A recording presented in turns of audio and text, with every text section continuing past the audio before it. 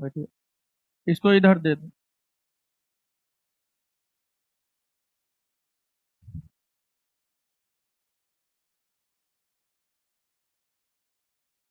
आ जाइए, आ जाइए, आइए बैठिए। आइए बाबू, आइए। चप्पल पहन के आइए। चप्पल खोल लेनी ना। खोल कर, नहीं नहीं, पहन के आइए, यहाँ खोलिएगा। आइए, बैठिए, बैठिए,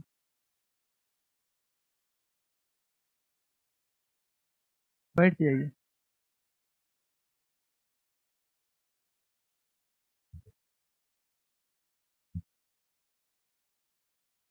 बैठ जाइए लोग।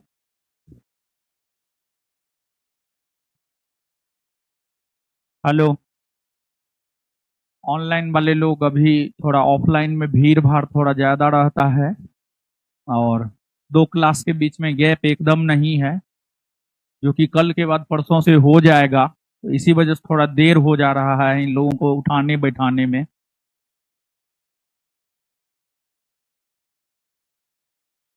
बैठ गए सब लोग। अरे हीरो, ये यहाँ बैठिए ना। हम खड़ा कैसे होंगे? यहाँ बैठिए। हाँ, अब ठीक है, मैप सब भी आप देख पाइएगा। ठीक है। पंखा बंद करवा देते हैं, बंद करवा देते हैं।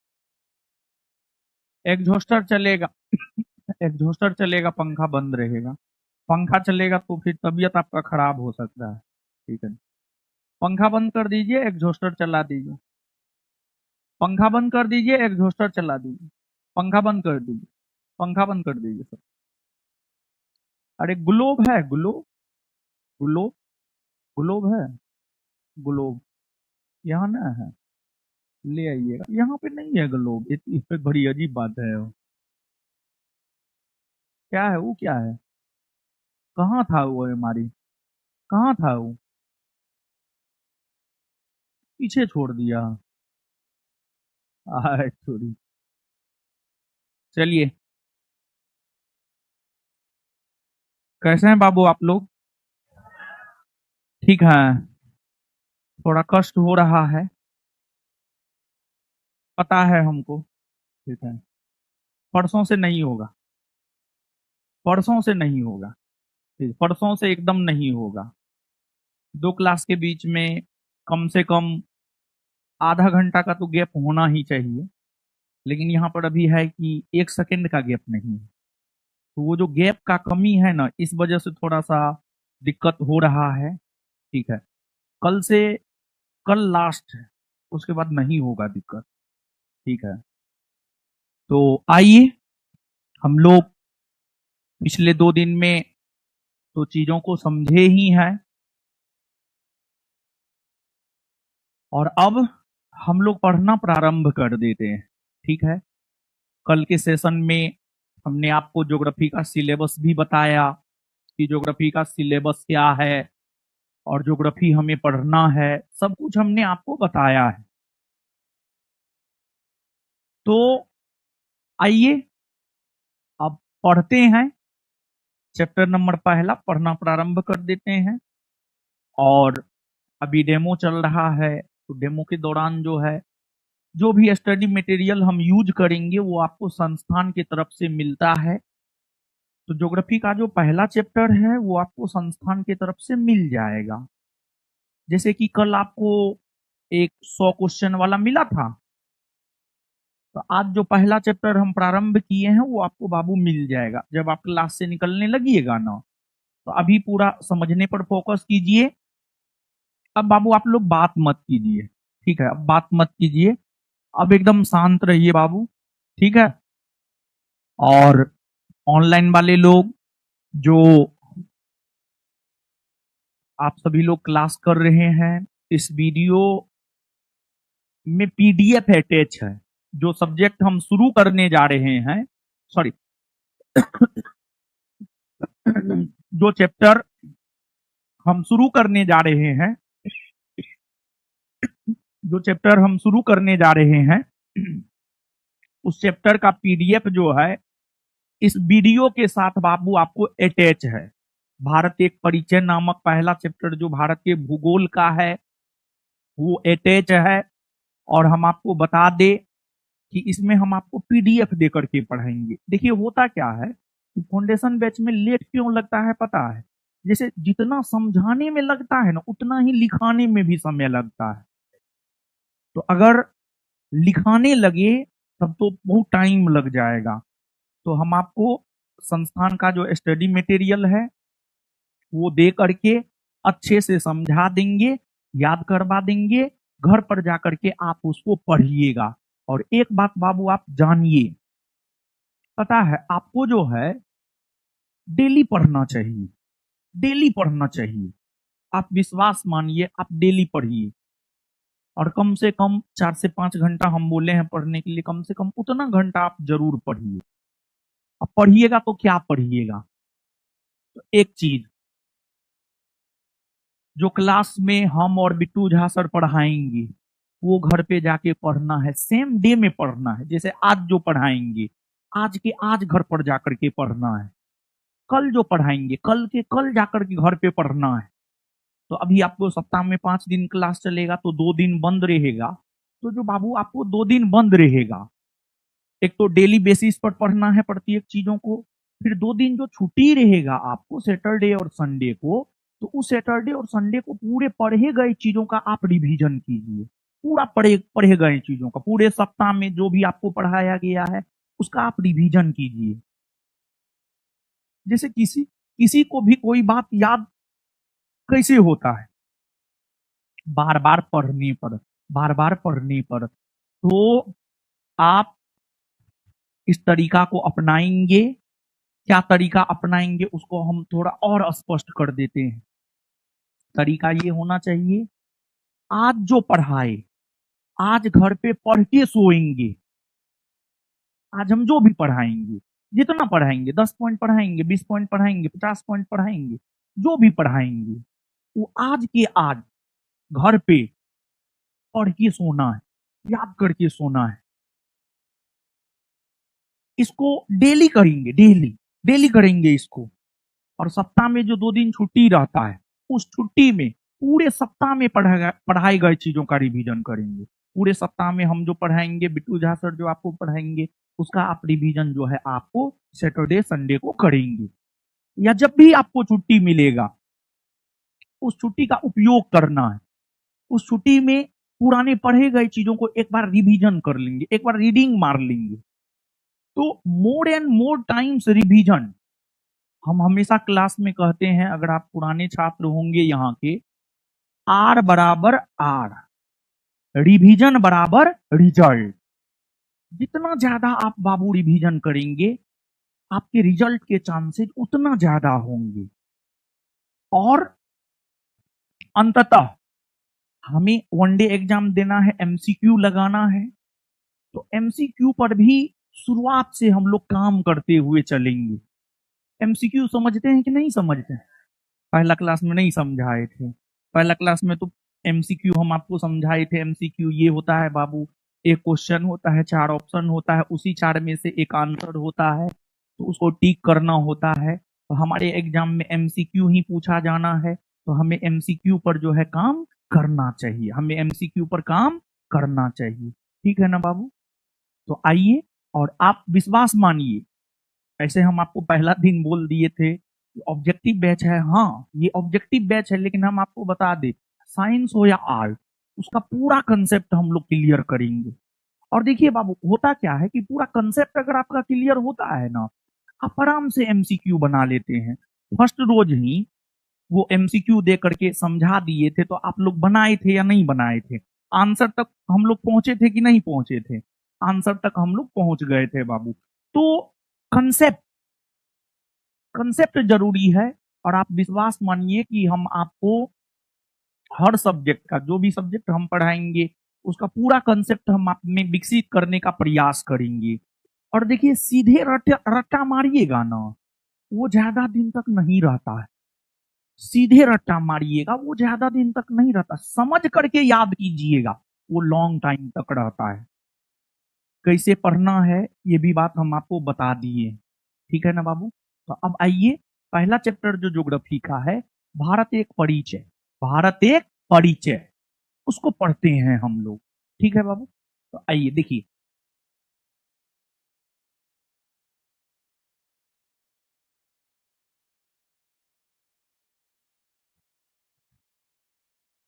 देखिए बाबू, ध्यान दीजिएगा, समझिएगा, समझने पर जोर देना है। देखिए, पहला चैप्टर में हम लोगों को भारत के बारे में जानना है। भारत, भारत के बारे में जानना है। भारत, देखिए बाबू, जो अपना देश भारत है, पता है भारत को कई नामों से जाना जाता है। क्या आपको ये बात पता है? एकदम पता होना चाहिए। और पहला चैप्टर में हम आपको बताते चले ये बात कि हम, ऐसा नहीं है कि कुछ भी एक आध गो पॉइंट हम नया डिस्कस करेंगे, बाद बाकी आपने 8 में, 9th में, 10th में आप आपने पढ़ा होगा। तो आपको जो अपना देश भारत है, जो अपना देश भारत है, अगर हम भारत की बात करें, भारत की बात करें, हाँ दे दीजिए यहां पर। अगर हम भारत की बात करें बाबू, तो पता है भारत को कई नामों से जाना जाता है। भारत की अगर हम बात करें तो भारत को कई नामों से जाना जाता है, कई नामों से भारत को जाना जाता है।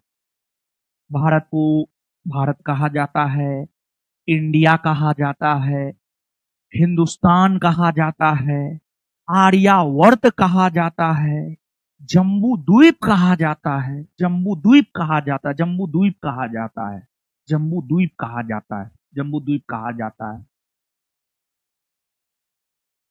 तो आपको भारत की अगर हम बात करें तो भारत को कई नामों से जाना जाता है। भारत, इंडिया, हिंदुस्तान, आर्यावर्त, जम्बू द्वीप, जम्बू द्वीप, इन तमाम नामों से भारत को जाना जाता है। लेकिन पता है बाबू, भारत का संवैधानिक नाम, संविधान में नाम क्या है पता है? भारत में संविधान में क्या नाम है पता है? संविधान में भारत के लिए मात्र 2 नाम का प्रयोग किया गया है, या तो इंडिया या भारत। भारतीय संविधान की अगर हम बात करें तो भारतीय संविधान में मूलतः 395 अनुच्छेद, अनुच्छेद 1, अनुच्छेद 2, अनुच्छेद 3, अनुच्छेद 4, अनुच्छेद 5, भारत के संविधान में, भारत का संविधान मेरे गाड़ी में होगा, लेते आइएगा। तो भारत का संविधान मेरे गाड़ी में पढ़ने लिखने लायक सब कॉपी किताब रहता है, ठीक है, पढ़ने लिखने लायक, समझे? तो आपको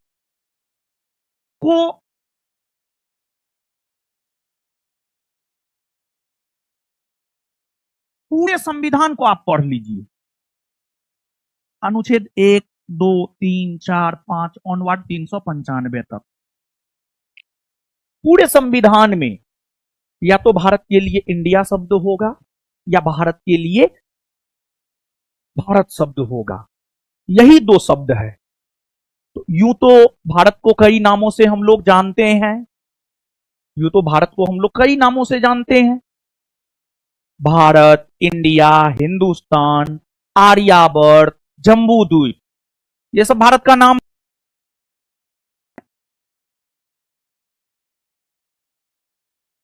और जानते हैं अपना जो राज्य बिहार है, Bihar, BIHAR, B Bharat, I India, H Hindustan, A Aryavarta, समझ रहे हैं? तो भारत का संवैधानिक नाम मात्र 2 है, इंडिया और भारत, इंडिया और भारत। अब अगर हम लोग देखें तो भारत एक देश है, भारत एक देश है, एक राष्ट्र है। और आप एक बात समझिए, जैसे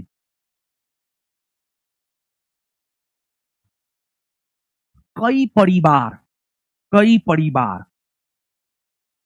कई परिवार मिला करके कई परिवार मिला करके देखिए, ये भारत का संविधान है। अब सोचे हैं जो भी पास होकर के आएगा ना, बिहार पुलिस, बिहार दरोगा में, उसको ये संविधान भी देंगे। ये संविधान क्यों देंगे पता है? आप लोग को जब ट्रेनिंग में भेजा जाएगा तो ये संविधान आप लोग को पढ़ाया जाता है, स्पेशली मौलिक अधिकार जरूर पढ़ाया जाता है, समझे? तो ये अपना देश का संविधान है और इस संविधान का काफी महत्व है। अपने देश में जो शासन प्रशासन सब चलता है वो संविधान के तहत ही चलता है। कैसे चलता है? संविधान के तहत। निकलो नहीं।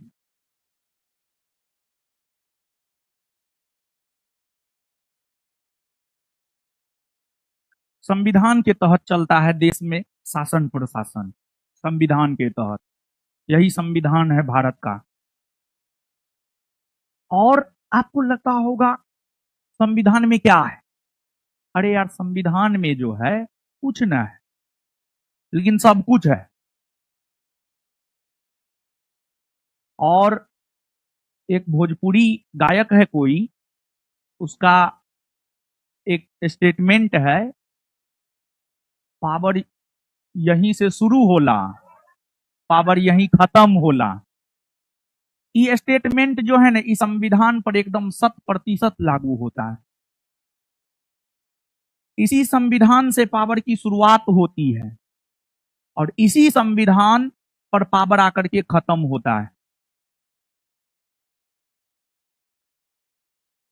आपको सीएम, चीफ मिनिस्टर, मुख्यमंत्री, गवर्नर, राज्यपाल, प्रेसिडेंट, राष्ट्रपति, वाइस प्रेसिडेंट, उपराष्ट्रपति, प्राइम मिनिस्टर, प्रधानमंत्री, सुप्रीम कोर्ट, हाई कोर्ट, सबको पावर यही देता है। सबको पावर यही देता है और सबका पावर छीनता भी यही है, समझे? और हम आम जनता को भी पावर यहीं से मिलता है। हम आम जनता को भी पावर यहीं से मिलता है, समझे ना? जैसे हम आम जनता को मतदान करने का अधिकार है, कौन दिया है? ई दिया है, संविधान दिया है, हमारा संविधान दिया है। क्या भारत में अमेरिका का कोई व्यक्ति आकर के मतदान कर लेगा? कदापि नहीं, कभी नहीं। किसी अमेरिकी नागरिक को यह संविधान मतदान करने का अधिकार देता ही नहीं। यह संविधान भारत में सिर्फ भारत के नागरिकों को मतदान करने का अधिकार देता है। कुछ ऐसे अधिकार है जो यह संविधान सिर्फ और सिर्फ हम लोगों को ही देता है।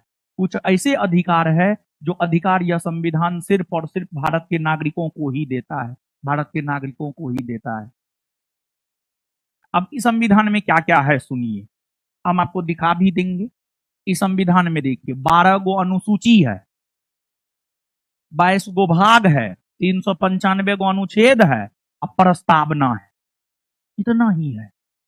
और पॉलिटी में जानते हैं बाबू, संविधान में जो प्रस्तावना है, 12 गो अनुसूची है और 395 अनुच्छेद है, वही पढ़ना है हम लोगों को भारतीय राज्य व्यवस्था नामक सब्जेक्ट में। भारतीय राज्य व्यवस्था नामक सब्जेक्ट में यही पढ़ना है। तो अब ये संविधान है, हम इसको पलटते हैं। इसमें हम सीधे आ जाते हैं अनुच्छेद 1 पर। और जानते हैं बाबू, अनुच्छेद 1 ही हमें भारत के नाम के बारे में बतलाता है कि भारत का संवैधानिक नाम क्या है। अनुच्छेद 1 हमें दो बात की जानकारी देता है, एक तो यह कि भारत का संवैधानिक नाम क्या है और एक दूसरा यह कि भारत क्या है। तो भारत राज्यों का संघ, क्या है? भारत राज्यों का संघ। आप देखिए इस संविधान में अनुच्छेद 1 को हम पढ़ रहे हैं, गौर से सुनिएगा। अनुच्छेद 1, देखिए अनुच्छेद 1 है ये। अनुच्छेद 1, भारत अर्थात इंडिया राज्यों का संघ होगा, यही बात लिखा हुआ है। इसी को फिर विस्तारित रूप दिया है, भारत अर्थात इंडिया जो है आपको राज्यों का संघ होगा, यही बात लिखा हुआ है। और पूरे संविधान में भारत के लिए या तो भारत शब्द आया है या इंडिया शब्द आया है, तीसरा कोई भी शब्द संविधान में नहीं आया है। यानी अगर हम संविधान की बात करें तो संविधान में हिंदुस्तान शब्द नहीं है, संविधान में जम्बू द्वीप नहीं है, संविधान में आर्यावर्त शब्द नहीं है, संविधान में सिर्फ या तो भारत है या इंडिया। बात स्पष्ट। अब एक बात समझिए बाबू, देखिए कुछ परिवार,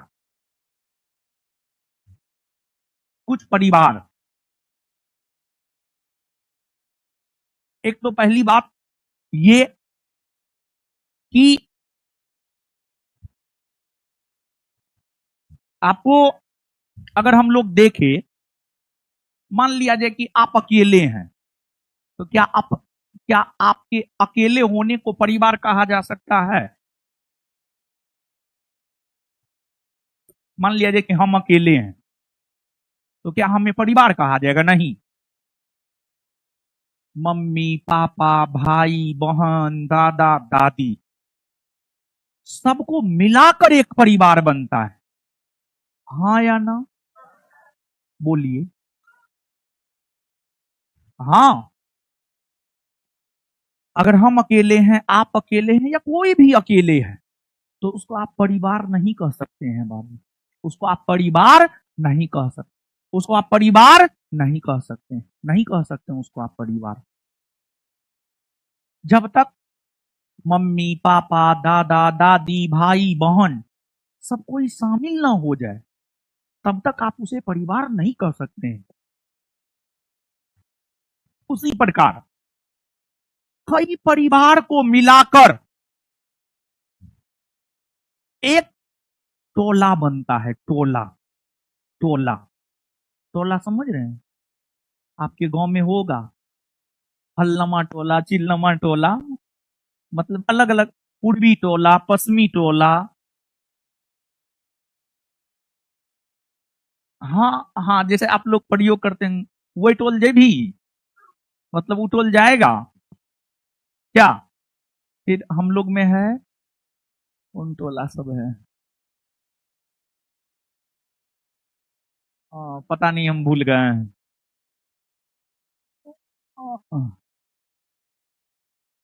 पता नहीं, भूल गए हैं हम, लेकिन हम लोग में भी है टोला, समझे? अब उतना याद नहीं है, लेकिन आप समझ गए हैं ना? समझे या नहीं समझे? सुनिए, तो आप समझिएगा बाबू, कई परिवार को मिलाकर के एक टोला बनता है। कई टोला, टोला या फिर वार्ड भी आप कह सकते हैं, वार्ड भी कह सकते हैं, हाँ वार्ड भी कह सकते हैं, वार्ड एक अच्छा शब्द है, ठीक है। कई परिवार को मिलाकर एक वार्ड बनता है, कई वार्ड को मिलाकर एक गांव बनता है, कई गांव को मिलाकर एक पंचायत बनता है, कई पंचायत को मिलाकर एक प्रखंड बनता है, कई प्रखंड को मिलाकर एक जिला बनता है, और कई जिला को मिलाकर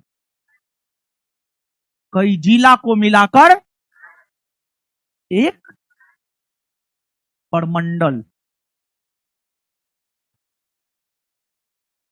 या फिर आप डायरेक्ट भी आ सकते, कोई दिक्कत नहीं है। कई जिला को मिलाकर एक राज्य बनता है, और कई राज्य को मिलाकर एक देश बनता है, और कई देश को मिलाकर एक महादेश बनता है, और कई महादेश को मिलाकर ये संसार बना है, समझे? अब देखिए आप,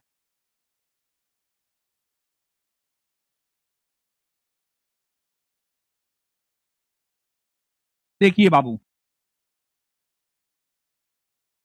आपको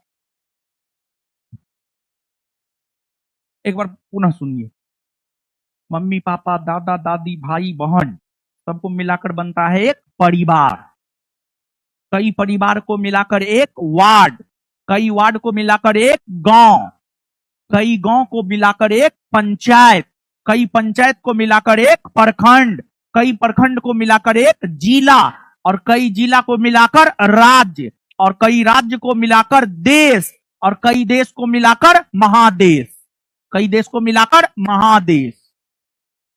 तो ये जो नॉर्थ अमेरिका महादेश है, साउथ अमेरिका महादेश है, अफ्रीका महादेश है, एशिया महादेश है, यूरोप महादेश है, अंटार्कटिका है और ऑस्ट्रेलिया है, ये सब महादेश है। और सामान्य तौर पर पूरे विश्व को 7 महादेश में बांटा गया है। 7 महादेश में बाबू लोग सोइए नहीं, ठीक है ना, टोपी उपी पहन के सो रहे हैं, गलत बात है, टोपी निकाल लीजिए, हाँ सोइए नहीं, सुनिए, समझिए।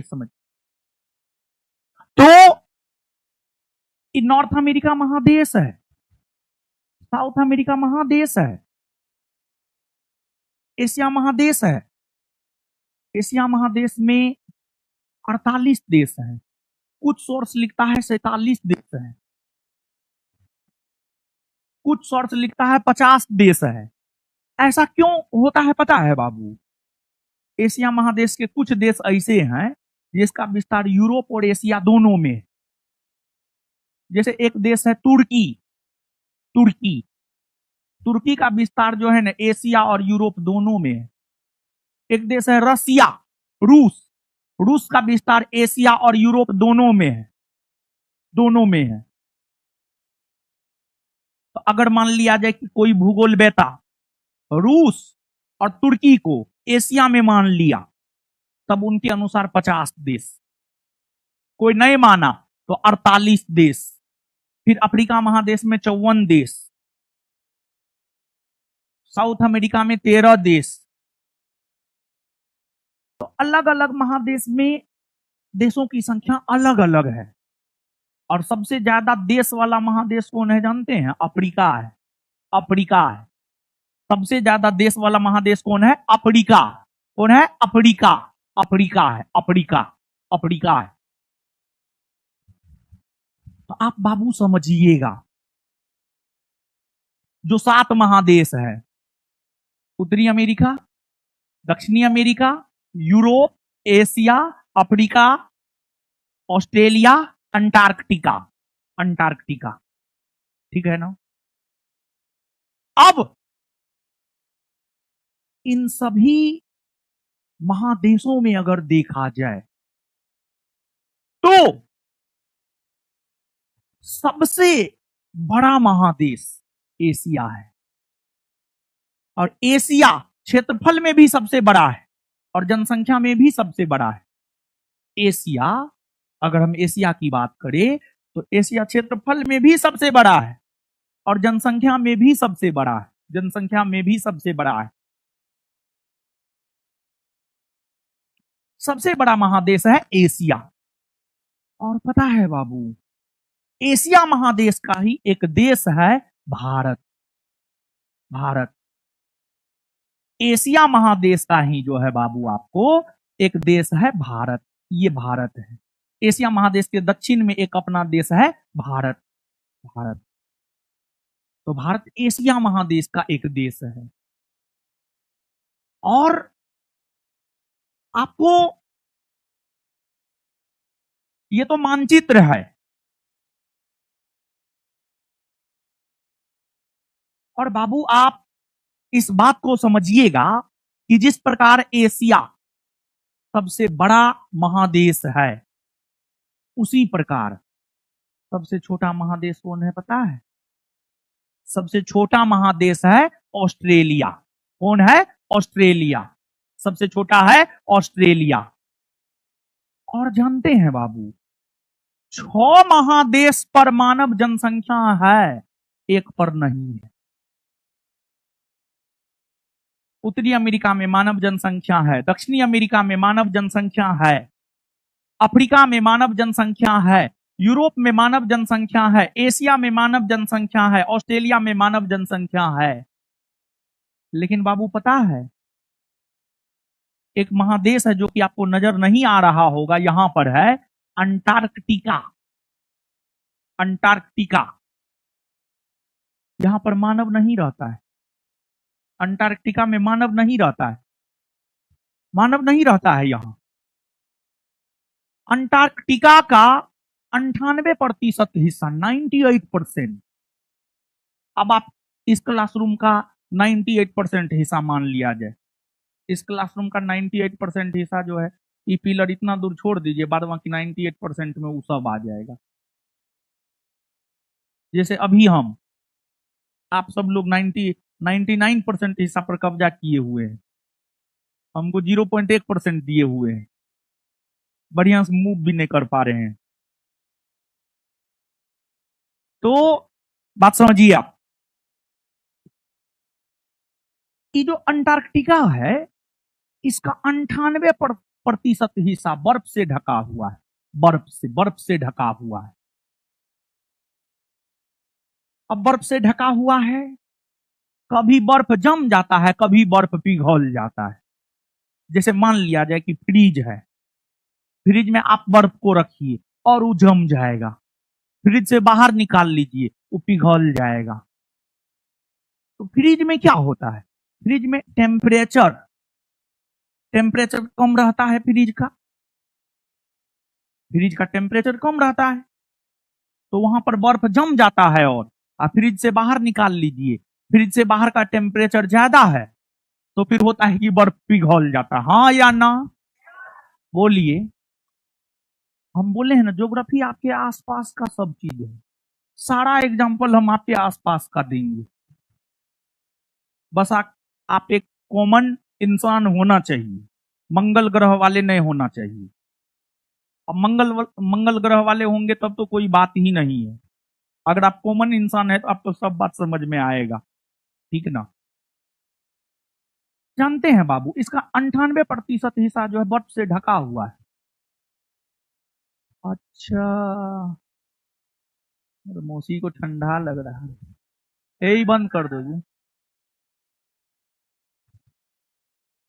सब सब एग्जॉस्टर बंद मत करो, सब बंद मत करो, एगो बंद करो। हाँ, वो वाला बंद करो। है रुकिए ना, बात करिए, शांत रहिए, शांत रहिए, शांत रहिए, है शांत रहिए,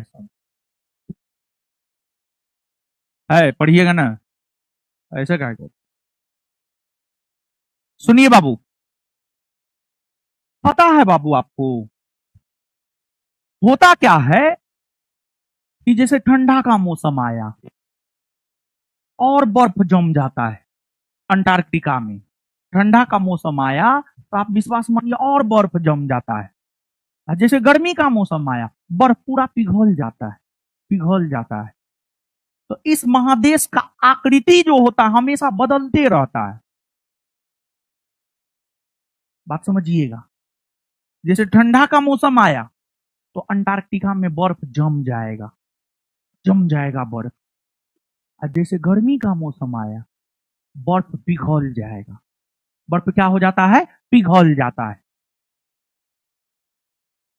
तो अंटार्कटिका महादेश का जो है आकृति हमेशा बदलते रहता है, कभी मोटा हो जाता है, कभी पतला हो जाता है, कभी मोटा हो जाता है, कभी पतला हो जाता है। इसी वजह से इसे कहा जाता है गतिशील महादेश, गतिशील महादेश, गतिशील महादेश। मतलब हमेशा इसके आकृति में परिवर्तन होते रहता है, हमेशा। अब हम ही है, कभी मोटा जाएंगे, कभी दुबला हो जाएंगे, मतलब अभी तो मोटा गए हैं, कभी मोटा, या कोई भी है, कभी मोटा जाइएगा, कभी दुबला हो जाइएगा, तो कहेगा ना तुम तो बड़ी, मतलब तुम्हारा अजीब बॉडी है यार, कभी तुम मोटा हो जाता है, कभी तुम पतला हो जाता है। मतलब एक प्रकार से जो है गति कर रहा है आपका बॉडी। तो इस महादेश को कहा जाता है गतिशील महादेश, गतिशील महादेश। और जानते हैं बाबू, विश्व के जितने भी प्रमुख देश है, भारत, अमेरिका, रसिया, जापान, चीन, विश्व के जितने भी प्रमुख देश है, विश्व के जितने भी प्रमुख देश है, सभी देश अपना रिसर्च सेंटर अंटार्कटिका में स्थापित किया है। विश्व के सभी देश रिसर्च सेंटर, जहां पर रिसर्च होता है, अनुसंधान होता है, खोजबीन होता है, खोजबीन होता है, रिसर्च सेंटर। जैसे अगर कोई व्यक्ति मरता है तो उसको जहर देकर मारा गया है, या फिर उसके मृत्यु का कारण क्या है, वह कारण पता लगाने के लिए जो है पोस्टमार्टम किया जाता है, और पोस्टमार्टम में जो है पता चल पाता है कि उसके मृत्यु का कारण क्या है। तो एक प्रकार से किसी भी मानव के मृत्यु का कारण जानने के लिए उसके बॉडी को, मृत्यु के बाद उसके बॉडी का पोस्टमार्टम किया जाता है, पोस्टमार्टम किया जाता है।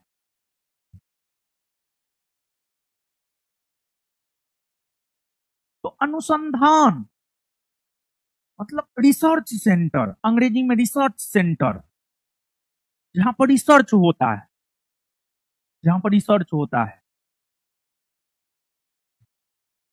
आपको जो है विश्व के सभी देश अपना रिसर्च सेंटर अंटार्कटिका में स्थापित किया है, जिस वजह से इस महादेश को क्या कहा जाता है बाबू, जानते हैं? इस महादेश को कहा जाता है विज्ञान को समर्पित महादेश। क्या कहा जाता है? विज्ञान को समर्पित महादेश। इस महादेश को कहा जाता है विज्ञान को समर्पित महादेश। विज्ञान को समर्पित महादेश, विज्ञान को समर्पित महादेश, विज्ञान को समर्पित महादेश। और पता है बाबू आपको, यहां पर भारत भी अपना अंतरिक्ष अनुसंधान केंद्र स्थापित किया है। मैत्री, भारती और दक्षिण गंगोत्री। भारत ने भी यहां पर, अगर हम भारत की बात करें तो भारत ने भी अंटार्कटिका में अपना अनुसंधान केंद्र स्थापित किया है। भारत ने भी अंटार्कटिका में अपना अनुसंधान केंद्र स्थापित किया है। भारत ने जो यहां पर अपना अनुसंधान केंद्र स्थापित किया है, दक्षिण गंगोत्री, दक्षिण गंगोत्री, गंगोत्री, मैत्री, मैत्री, भारती, भारती, ये सब अंटार्कटिका में स्थापित भारत के अनुसंधान केंद्र है। ये सब अंटार्कटिका में स्थापित भारत के अनुसंधान केंद्र है। जब आप परीक्षाओं के प्रश्न देखेंगे, अगर आप बिहार पुलिस एग्जाम का ही प्रश्न देखेंगे, बिहार पुलिस में भी ये पूछा गया है। अब कब पूछा गया हमको याद नहीं है, लेकिन बिहार पुलिस का भी ये पूछा हुआ प्रश्न है। क्या पूछा है? दक्षिण गंगोत्री, मैत्री, भारती क्या है? 4 गो ऑप्शन में था, उसमें एगो ऑप्शन में ये था कि ये अंटार्कटिका में स्थापित भारत के अनुसंधान केंद्र है। तो यही वाला जो है आंसर होता है इसका। यही वाला क्या होता? आंसर। क्या होता? आंसर। आंसर होता है बाबू। आपको समझ पा रहे हैं? हाँ या ना? अब एक करंट में बाबू आप जान लीजिए, पता है भारत ने अंटार्कटिका में अपना चौथा अनुसंधान केंद्र स्थापित करने को लेकर घोषणा किया है, घोषणा किया है। और भारत ने यह घोषणा किया है कि, भारत ने यह घोषणा किया है कि 2029 ईस्वी तक,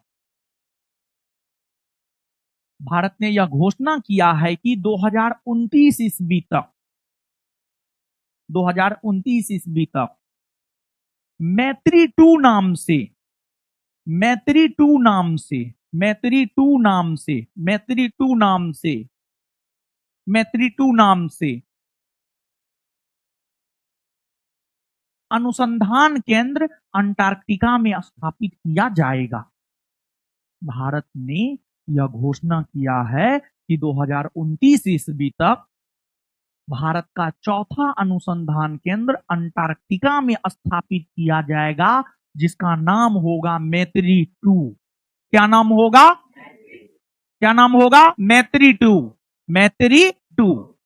करंट के संदर्भ में इसको बाबू आप याद रखिएगा।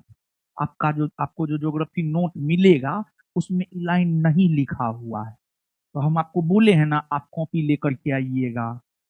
एक लाइन लिखिए ना बाबू, आप लिखिए। तो हम आपको बोले हुए हैं अपडेट करके पढ़ाएंगे, हर चीज अपडेट करके पढ़ाएंगे, ठीक है ना। तो कॉपी जो है एगो बाबू आप लोग रखिए, यही बोलेंगे। भारत लिखिएगा, भारत लिखिएगा बाबू। हे देखिए ऐसे मैथो मैथो उसी में है, ये सो उसी में है महाराज, ऐसे में कैसे होगा? देखिए तो ये लड़की कितनी सुंदर है, पूरा सिलेबस लिख ले है, ठीक है। सबसे पहले जानते हैं बाबू, सबसे पहले पता है पढ़ने का तरीका सीखिए आप लोग। आप में तरीका की ही कमी है, समझे। जबकि हम कितना बढ़िया से समझाए हैं। ज्योग्राफी का एक अलग कॉपी बना लीजिएगा बाबू, कुछ पॉइंट हम आपको लिखाएंगे, समझे। क्या ही कहें, बनाए हैं ना अलग से। हाँ ठीक, लिखिए। भारत भारत अपना चौथा अनुसंधान केंद्र भारत अपना चौथा अनुसंधान केंद्र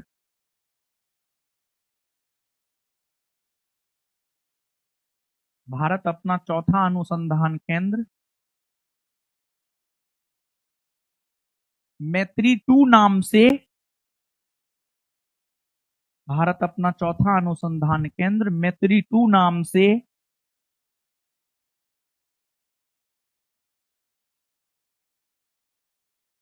अंटार्कटिका में अंटार्कटिका में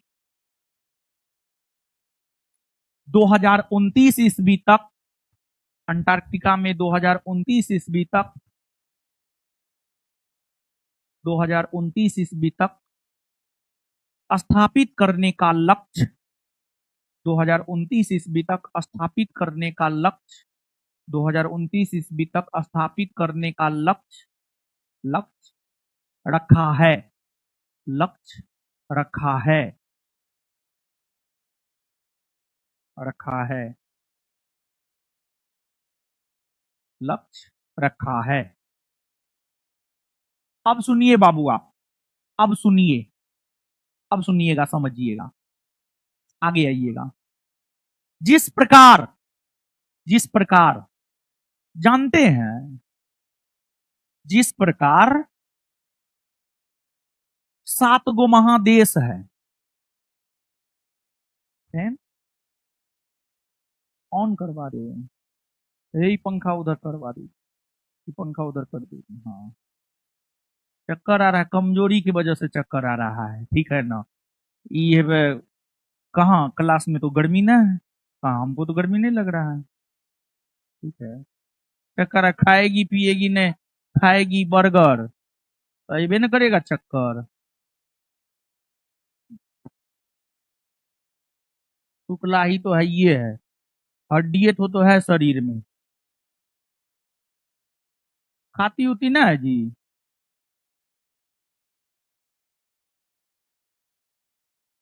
हाँ ये सब तुम लोग का किसी का रिजल्ट नहीं होगा इसे में, जैसे तुम लोग का चाल है, दूसरे का मजाक उड़ाता है। हम बोलेंगे तू लोग भी बोलेगा, हम बोल सकते हैं तू लोग नहीं बोल सकता है इसको इनो पिलाइए तो, सॉरी ORS पिलाइए तो एगो है, शांत रहो। ORS एगो मंगाओ जी।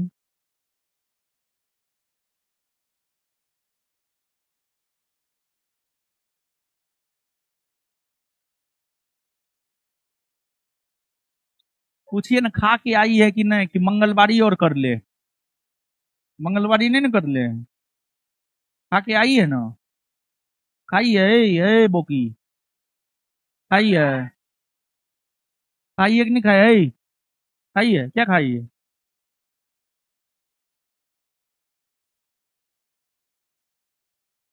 सब्जी चावल, दाल नहीं खाई है? दाल खाओ, दाल दोनों टाइम। तुम लोग दाल दोनों टाइम खाता है कि नहीं खाता है? दाल दोनों टाइम खाइए। और जो बोल रहे हैं, दाल घर से मंगाइए और घी घर से मंगाइए। दाल में, गर्मा गर्म दाल में घी डाल के खाइए, ठीक है। और लड़की को स्पेशली बोल रहे हैं, सब खाएगी दाल में घी डाल करके, समझी? है काहे लगा रहा है, यहाँ पे लोग को चक्कर आ रहा है, लगा रहा है। अब उसको बड़ी ठंडा लग रहा है, उसको कम्बल ला करके दे दो।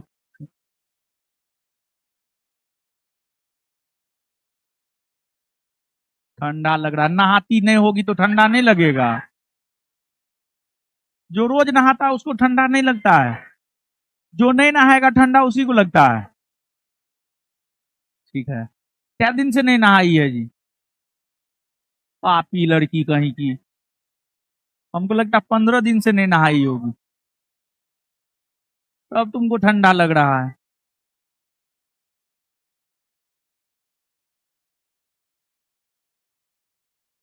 हैं? और कल क्या है? ओ, कल मकर संक्रांति। ओ, क्या क्या हुआ? आए, अरे नीचे में ओआरएस था, 2 गो आया था, एगो हम पिए थे, एगो ला के दो उसको। माँ बकलोल, ये सब पैदा करने चल जाता ओआरएस। मेरे केबिन में था, 2 गो ओआरएस था, एगो हम पिए थे, एगो ला के दो इसको, ये अपना पी लेगी।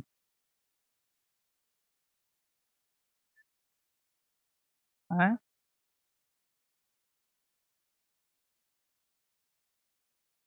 चक्कर आ रहा था? का है? टेस्ट के क्वेश्चन से चक्कर आने लगा होगा। अरे खाती पीती है नहीं सब, समझे? एग्जाम का प्रेशर है, तो एग्जाम के प्रेशर में हम मर जाएंगे। एग्जाम जीवन से बढ़ के थोड़े है जी। तो क्या होगा, नहीं हुआ, नहीं हुआ।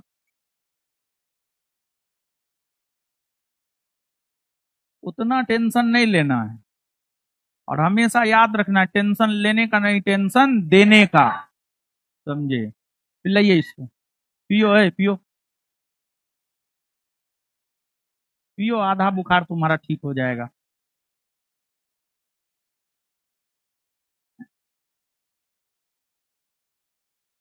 क्या?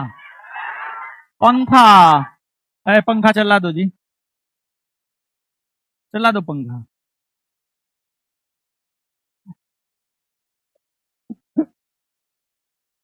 सुनिए अब, सुनिए सुनिए, अब किसको चक्कर आ रहा है?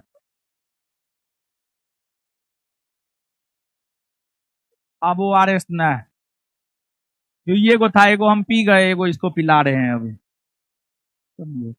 सुनिए, है मजाक मत करो। सही सही बात है, नहीं ना, ऐसे मजाक मत करो। कुछ मजाक एकदम नहीं करना चाहिए। सुनिए, सुनिए सुनिए सुनिए बाबू,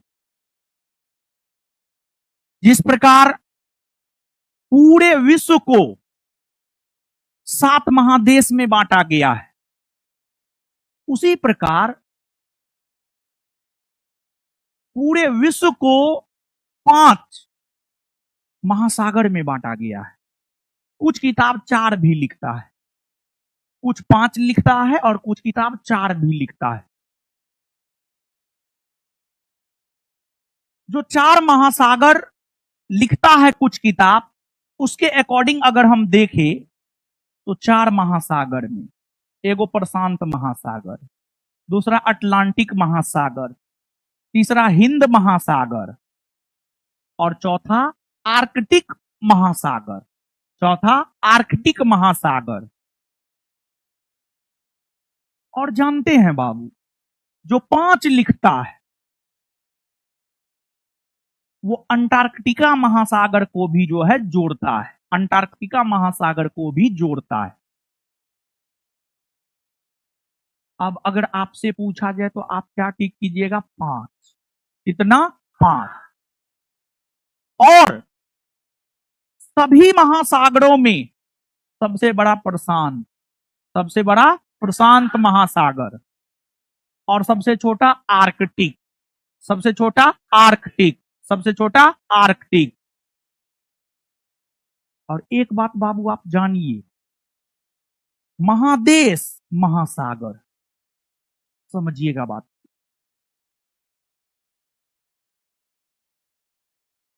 महादेश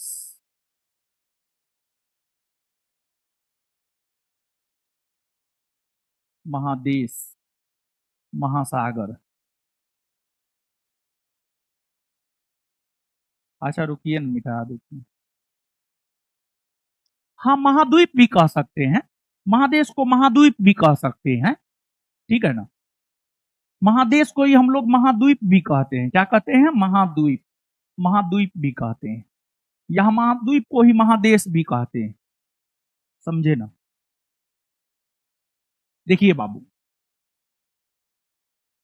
सबसे पहले महादेश या महाद्वीप,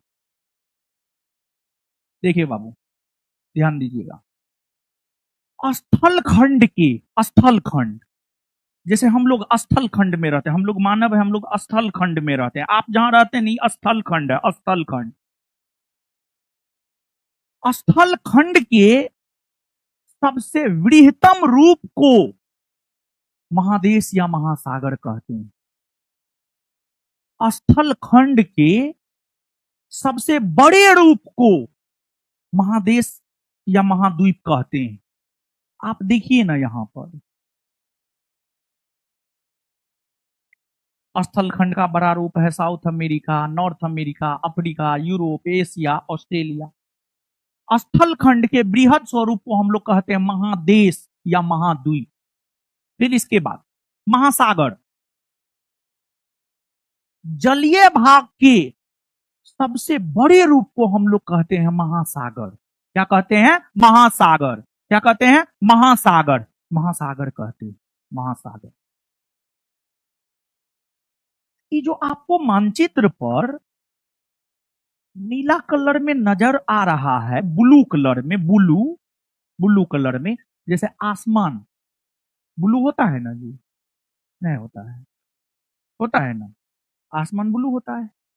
उसी प्रकार से जो है मानचित्र पर आपको ये ब्लू कलर नजर आ रहा है, ये सब क्या है जानते हैं? पानी वाला हिस्सा है, पानी, पानी वाला हिस्सा है, जलीय भाग। क्या है? जलीय भाग, जलीय भाग है, पानी वाला हिस्सा है, पानी वाला हिस्सा है। ये सब जलीय भाग है, पानी वाला हिस्सा है। यही तो प्रशांत महासागर है, अटलांटिक महासागर है, हिंद महासागर है।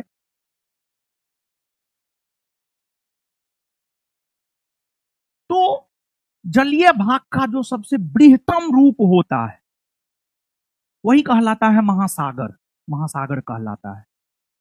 और आपको याद रखना है, सबसे बड़ा महासागर प्रशांत महासागर, और सबसे छोटा महासागर आर्कटिक महासागर। आर्कटिक महासागर यहां है, उत्तरी ध्रुवीय क्षेत्र में, उत्तरी ध्रुवीय क्षेत्र में। और एक बात बाबू आप समझिए, आपको ये मानचित्र है, ये आपको ग्लोब है, ये जो आप देख रहे हैं ग्लोब। और इस ग्लोब पर जो है ना, पूरे विश्व को दिखाया गया है, कौन कहां है। इस ग्लोब पर पूरे विश्व को दिखाया गया है, पूरे विश्व को, कौन कहां है। और इस ग्लोब को सबसे पहले कौन बनाया है पता है बाबू?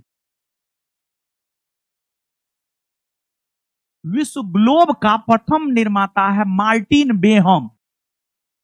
Martin Behaim, Martin Behaim, Martin Behaim, Martin Behaim, Martin Behaim. विश्व ग्लोब का निर्माता अगर देखा जाए तो इस ग्लोब का निर्माता है मार्टिन बेहम, मार्टिन बेहम। और इस पर आप देखेंगे आपको सब देश नजर आएगा, कौन कहां है, सब कुछ आपको नजर आ जाएगा इस पर। तो इसके बाद अब अगली बात, भारत का मानचित्र सर्वप्रथम किसने बनाया? भारत का मानचित्र सर्वप्रथम किसने बनाया? इसके बाद भारत को विश्व मानचित्र पर सर्वप्रथम किसने दर्शाया? ये सब बात बाबू आपसे पूछा जाता है, ये सब जो है आपसे पूछा जाता है। तो भारत का मानचित्र सर्वप्रथम बनाने वाला विद्वान है एना विले, एना विले, एना विले। और विश्व मानचित्र पर भारत को दर्शाने वाला प्रथम विद्वान है टॉलमी। कौन है? टॉलमी, टॉलमी, टॉलमी है, टॉलमी, टॉलमी। बात समझिएगा आप और याद रखिएगा इसको, हम फिर से समझा रहे हैं, आप परेशान मत होइए। और ज्योग्राफी हमने आपको बोला ही है, ज्योग्राफी भी एक प्रकार का साइंस है, ये समझना पड़ेगा आपको। देखिए, विश्व ग्लोब का निर्माता, नोट में लिखा हुआ है, नहीं लिखना है, आपके नोट में लिखा हुआ है, नोट में लिखा हुआ है, ठीक है ना? विश्व ग्लोब का निर्माता मार्टिन बेहम। आपको जो नोट मिलेगा उसमें लिखा हुआ है, जो नहीं लिखा हुआ वो हम अपने लिखा देंगे। फिर इसके बाद भारत का मानचित्र बनाने वाला प्रथम व्यक्ति, भारत का मानचित्र बनाने वाला प्रथम व्यक्ति है एना विले, एना विले। और फिर आपको विश्व मानचित्र पर भारत को दर्शाने वाला प्रथम विद्वान है टॉलमी, भूगोल बेता है टॉलमी, टॉलमी, टॉलमी। विश्व मानचित्र पर भारत को दर्शाने वाला प्रथम विद्वान है टॉलमी। कौन है? Ptolemy, Ptolemy. इसको याद रखना है। और आपने यहां पर यह भी देखा कि जो हमारा देश भारत है एशिया महादेश में है, एशिया महादेश के दक्षिण में है। और आपने यह भी जाना है कि 5 महासागरों में एक हिंद महासागर है। और जानते हैं बाबू, हमारे देश को जो कई नाम से जाना जाता है, जिसमें एक हमारे देश को हिंदुस्तान के नाम से भी जाना जाता है। और हिंदुस्तान के नाम पर ही हिंदुस्तान से सटे महासागर को नाम दिया गया है हिंद महासागर, हिंद महासागर। भारत विश्व का एकमात्र ऐसा देश है जिसके नाम पर एक महासागर है। भारत, भारत की अगर हम बात करें तो भारत विश्व का एकमात्र ऐसा देश है जिसके नाम पर एक महासागर का नाम है, जिसके नाम पर एक महासागर का नाम है। हिंदुस्तान के नाम पर हिंद महासागर का नाम है, हिंद महासागर का नाम है, हिंद महासागर का नाम है, हिंद महासागर का नाम है। याद रखिएगा आप। और एक बात बाबू आप जानिए, ये हिंद महासागर है, हिंद महासागर के शीर्ष पर, शीर्ष यानी ऊपरी भाग, शीर्ष, शीर्ष का मतलब होता है ऊपरी भाग। हिंद महासागर के शीर्ष पर अपना देश भारत है, हिंद महासागर के शीर्ष पर अपना देश भारत है। और पता है बाबू, जैसे इस क्लासरूम में आप देखिए कुछ लड़की है कुछ लड़का है, ठीक है? तो क्लासरूम का हमको लगता है 35% लगभग लड़की होगी, 35%, 40%, 40%,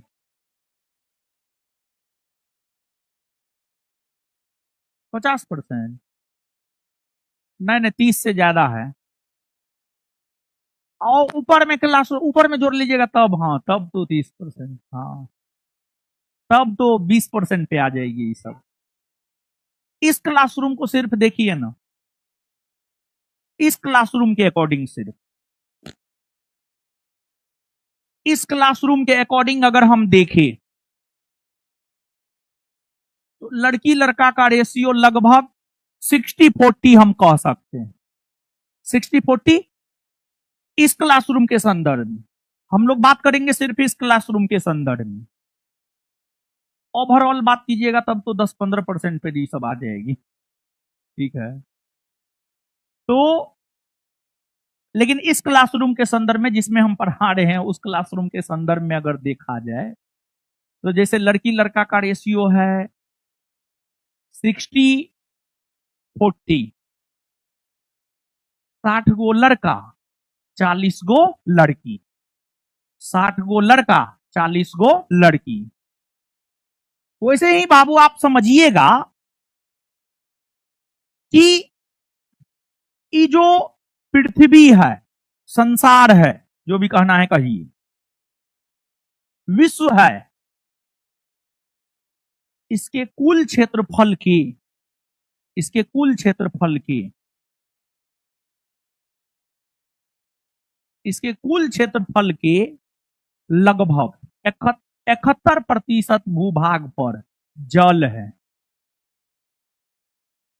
71% भूभाग पर जल है और 29% भूभाग पर स्थल है।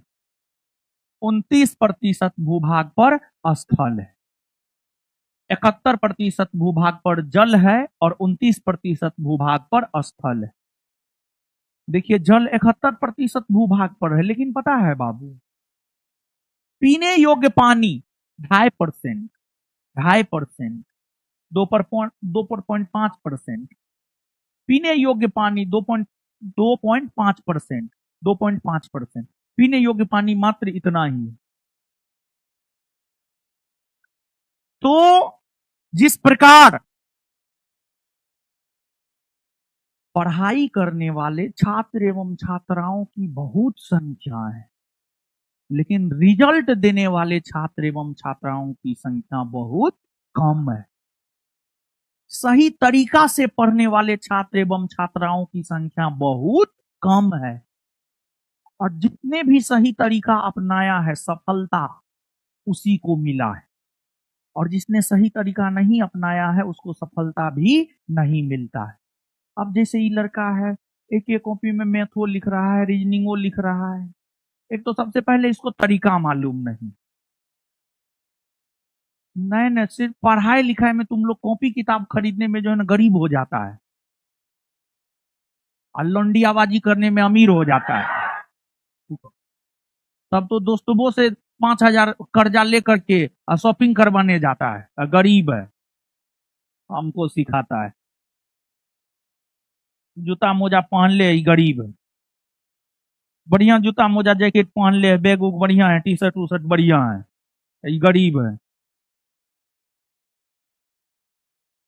सुनिए, सुनो सुनो यार सुनो, देखिए बाबू, सबसे पहले तो तरीका सीखिए। आज हम आपको शुरू में आते हुए तरीके बताए हैं, पढ़ने का तरीका। फिर कल बताए थे हम आपको ज्योग्राफी का, एगो कॉपी रखिए, तरीका से नहीं चलिएगा। जैसे मान लिया कोई पॉइंट है, इस कॉपी में लिख लिया, ई कॉपी को कहीं फेंक दिया, मैथ रीजनिंग भी है उसमें, समझे। अब मान लिया कि उसी कॉपी से 4 गो क्वेश्चन आ गया, तो उसका तो रिवीजन करके जाएगा नहीं, अब फेल होके आ जाएगा, समझे। तो तरीका सीखिए, तरीका। देखिए बाबू, हर चीज का एक तरीका होता है, तरीका से काम कीजिएगा ना तो बहुत अच्छा होगा, और तरीका से काम नहीं कीजिएगा तो कोई मतलब ना है, समझे ना। तो उसी प्रकार इस पृथ्वी पर पानी की कोई कमी नहीं है, लेकिन लेकिन पीने योग्य पानी की बहुत कमी है। इस पृथ्वी पर पानी की कोई कमी नहीं है, लेकिन पीने योग्य पानी की बहुत कमी है, बहुत कमी है। विश्व के कई ऐसे भूभाग हैं जहां पर पानी का किल्लत होता है, सुखाड़ की स्थिति उत्पन्न हो जाती है, सुखाड़ की स्थिति उत्पन्न हो जाती है। तो ये सब हुआ, ये सब बात आप समझे हाँ या ना? समझे ना? तो अब बताइए तो थोड़ा, 2 4 5 गो पॉइंट बताइए। विश्व के कुल कितने प्रतिशत भूभाग पर जल का विस्तार? जल, स्थल, स्थल।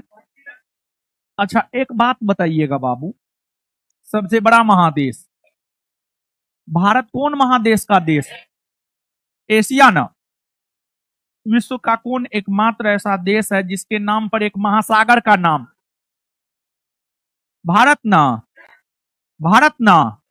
और भारत का नाम हिंदुस्तान है ना जी, और हिंदुस्तान नाम पर ही ना हिंद महासागर है जी। बोलिए, हिंदुस्तान नाम पर हिंद महासागर है ना? अच्छा, सभी महासागरों में सबसे बड़ा महासागर प्रशांत, सबसे बड़ा महासागर प्रशांत महासागर, सबसे बड़ा महासागर, सबसे बड़ा महासागर प्रशांत महासागर, सबसे छोटा आर्कटिक, सबसे छोटा, सबसे छोटा, सबसे छोटा। क्लियर है ना ये बात? चलिए ठीक है। अब इसके बाद एक बात बताइएगा बाबू आप हमको, विश्व ग्लोब का निर्माता, विश्व ग्लोब का निर्माता, विश्व ग्लोब का निर्माता। अच्छा, भारत का मानचित्र सर्वप्रथम कौन विद्वान बनाया? कौन बनाया था? विश्व मानचित्र पर भारत को दर्शाने वाला प्रथम विद्वान, विश्व मानचित्र पर भारत को दर्शाने वाला प्रथम विद्वान, प्रथम विद्वान टॉलमी ना? यहां तक बात समझ में आया? अब सुनिए, अब सुनिए, जैसे मान लिया जाए परिवार है, परिवार में मम्मी पापा दादा दादी भाई बहन सब है, ठीक है। अब 2 भाई हैं, 2 बहन है, 2 बहन है तो दोनों बहन का शादी हो गया, वो अपना चल गई ससुराल। 2 भाई है, आप 2 भाई का भी शादी हो गया, बच्चा उच्चा सब हो गया, परिवार बड़ा हो गया। अरे समझो ने, देखो एक बात जान लो, बड़ी अजीब है।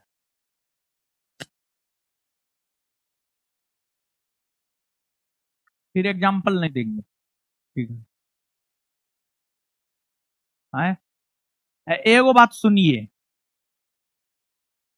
अगर आप एनर्जी गलत जगह वेस्ट करेंगे रिजल्ट नहीं होगा।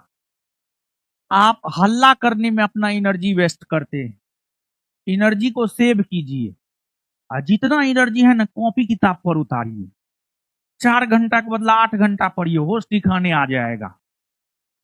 वहां पर तो एनर्जी लगाइएगा नहीं, तो एनर्जी लगाइएगा बेवजह का हल्ला करने में, और ये सब हल्ला करने वाला सबका रिजल्ट उजल्ट नहीं होता है। क्यों नहीं होता है पता है? वो हल्ले करने में व्यस्त रहता है, उसको समझना उमझना कुछ ना है, वो हल्ले करने में व्यस्त है, तो कहां से रिजल्ट होगा? हल्ला करने में रहिए व्यस्त, कहां से होगा रिजल्ट बताइए? नहीं होगा। कैसे हो जाएगा? क्या बात करते हैं? रिजल्ट दाल भात चोखा है कि? रिजल्ट 56 भोग है, ना कोई, ना हर कोई बना सकता है, ना हर कोई खा सकता है, समझे ना? रिजल्ट 56 भोग है, सही बात है।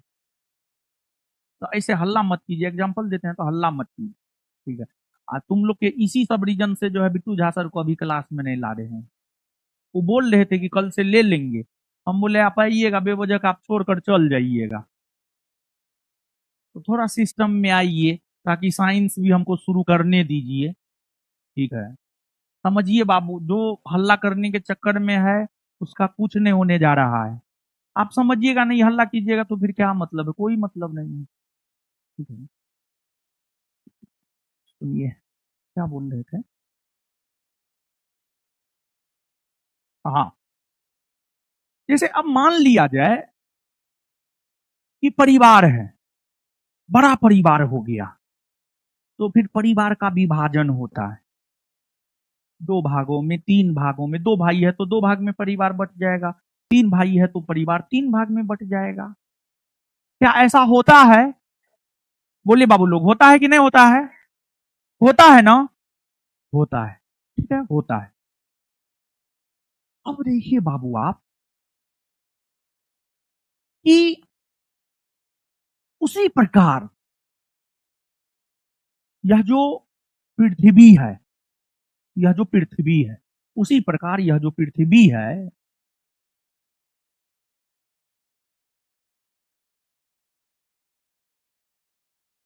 इस पृथ्वी को कई अक्षांश रेखाओं में और कई देशांतर रेखाओं में बांटा गया है। अनेकों अक्षांश रेखा और अनेकों देशांतर रेखा में इसको बांटा गया है। आपको इस पूरे पृथ्वी को अगर देखा जाए,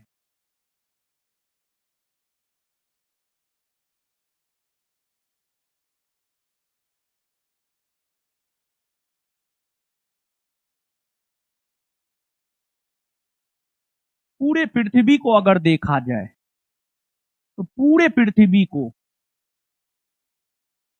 360 देशांतर रेखा, 360 देशांतर रेखा, 360 देशांतर रेखा और 179 अक्षांश रेखा, 179 अक्षांश रेखा, 179 अक्षांश रेखा और 360 देशांतर रेखा में बांटा गया है। संभवतः फर्स्ट क्लास में भी इस बात की चर्चा हम किए थे। जो नहीं आए थे फिर से सुनिए, समझिए। पूरे पृथ्वी की अगर हम बात करें, ठीक हुई जी तुम है, ठीक है। ओआरएस में बहुत ताकत है, ठीक है। ओआरएस में इतना ताकत हम भर दिन भूखे प्यासे 2 गो ओआरएस पी करके सुबह शाम तक क्लास ले लेते हैं। इसी वजह से कोई भी बीमार पड़ता है तो उसको सबसे पहले हम ओआरएस पिलाते हैं। हाँ, खाना खाते हैं ना, खाना काहे ना खाएंगे, क्यों नहीं खाएंगे? मतलब अगर भूखे रहते हैं तब की बात कर रहे हैं। ऐसे पीना मतलब ओआरएस डेली पीना ही गलत है, डेली पीना गलत है। कभी कभार पीना ठीक है, डेली पीना गलत है। मतलब कभी काल जो है टाइम नहीं मिलता है तो लिक्विड के रूप में वही लेते हैं, ठीक है। और ये जो आप लोग पीते हैं वो कौन सी एस्टिंग, वो सब जहर है। हाँ, कितना परसेंट? 12% एल्कोहल होता है उसमें। ओ बाप, हम तो नहीं कभी हाथों में नहीं लिए हैं उसको, ठीक है। युवा सब पीता है, तुम लोग सब पीता है, मत पियो, वो जहर है यार, ठीक है, जहर है वो सब, ठीक है। सुनिए, देखिए बाबू, अगर आप इस मानचित्र को देख पा रहे हैं तो आप देखेंगे 2 प्रकार का लाइन खींचा हुआ है। गौर गौर कीजिए इस मानचित्र पर, आप थोड़ा सा एक लाइन देखिए खींचा हुआ है, एक लाइन देखिए ऐसे खींचा हुआ है, हाँ या ना? खींचा हुआ है ना? तो अब समझिएगा बाबू आप,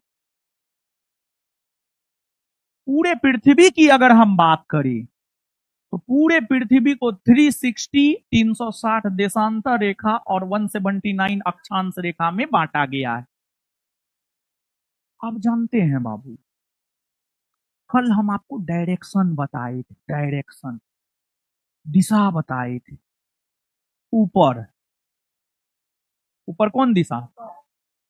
उत्तर ना, नीचे दक्षिण ना, दाहिना पूरब ना, ईस्ट ना, ईस्ट यानी पूरब, हाँ या ना? बाया वेस्ट यानी पश्चिम। समझे या नहीं समझे? समझ गए ना? अब एक बात आप देखिए, एगो लाइन ऐसे खींचल है, मतलब उत्तर से दक्षिण के बीच खींचल है, उत्तर से दक्षिण। और एगो लाइन पश्चिम से पूरब या पूरब से पश्चिम खींचल है, हाँ या ना? और ये जो उत्तर से दक्षिण खींचल है, ये खड़ी लाइन है ना जी, खड़ी लाइन। और ये जो पश्चिम से पूरब खींचल है, पड़ी लाइन, पड़ी लाइन है ना? देखिए, अक्षांश और देशांतर का ये परिभाषा नहीं है। जो परिभाषा है वो जो आपको नोट मिलेगा, नोट में परिभाषा लिखा हुआ है। लेकिन एक समझने के लिए मानचित्र पर उत्तर से दक्षिण खींची हुई, मानचित्र पर उत्तर से दक्षिण खींची हुई खड़ी लाइन को हम लोग देशांतर रेखा कहते हैं। क्या कहते हैं? देशांतर रेखा। और बार बार हम बोल रहे हैं, ये किताबी परिभाषा नहीं है, ये हम समझने के लिए आपको बोल रहे हैं बाबू। ये किताबी परिभाषा नहीं है। किताबी तौर पर जाइएगा तो ये गलत हो जाएगा। ये कोई परिभाषा है ये नहीं है। कि तो मेरा मन गढ़ंत है कि विद्यार्थी समझ जाए, मेरा मन गढ़ंत है। ये किताबी परिभाषा नहीं है। जो परिभाषा है उसका वो नोट में है, लेकिन समझने के लिए हम आपको बता रहे। मानचित्र पर उत्तर से दक्षिण खींची हुई जो खड़ी लाइन है, इसे हम लोग कहते हैं देशांतर रेखा। क्या कहते हैं? और देशांतर रेखाओं की कुल संख्या 360। और मानचित्र पर पश्चिम से पूरब खींची हुई जो पड़ी लाइन है, इसे हम लोग कहते हैं अक्षांश रेखा। क्या कहते हैं? अक्षांश रेखा। और अक्षांश रेखाओं की संख्या 170। अक्षांश रेखाओं की संख्या 170। क्लियर है ये बात? अब देखिए बाबू, आप अब समझिएगा यहां पर थोड़ा सा।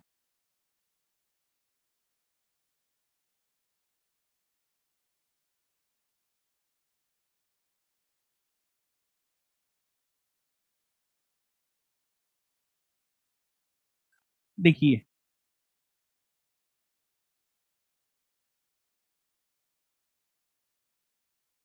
पृथ्वी है, पृथ्वी के केंद्र से होकर एक अक्षांश रेखा गुजरती है। पृथ्वी है, पृथ्वी के केंद्र से होकर के ये अक्षांश रेखा गुजर रही है।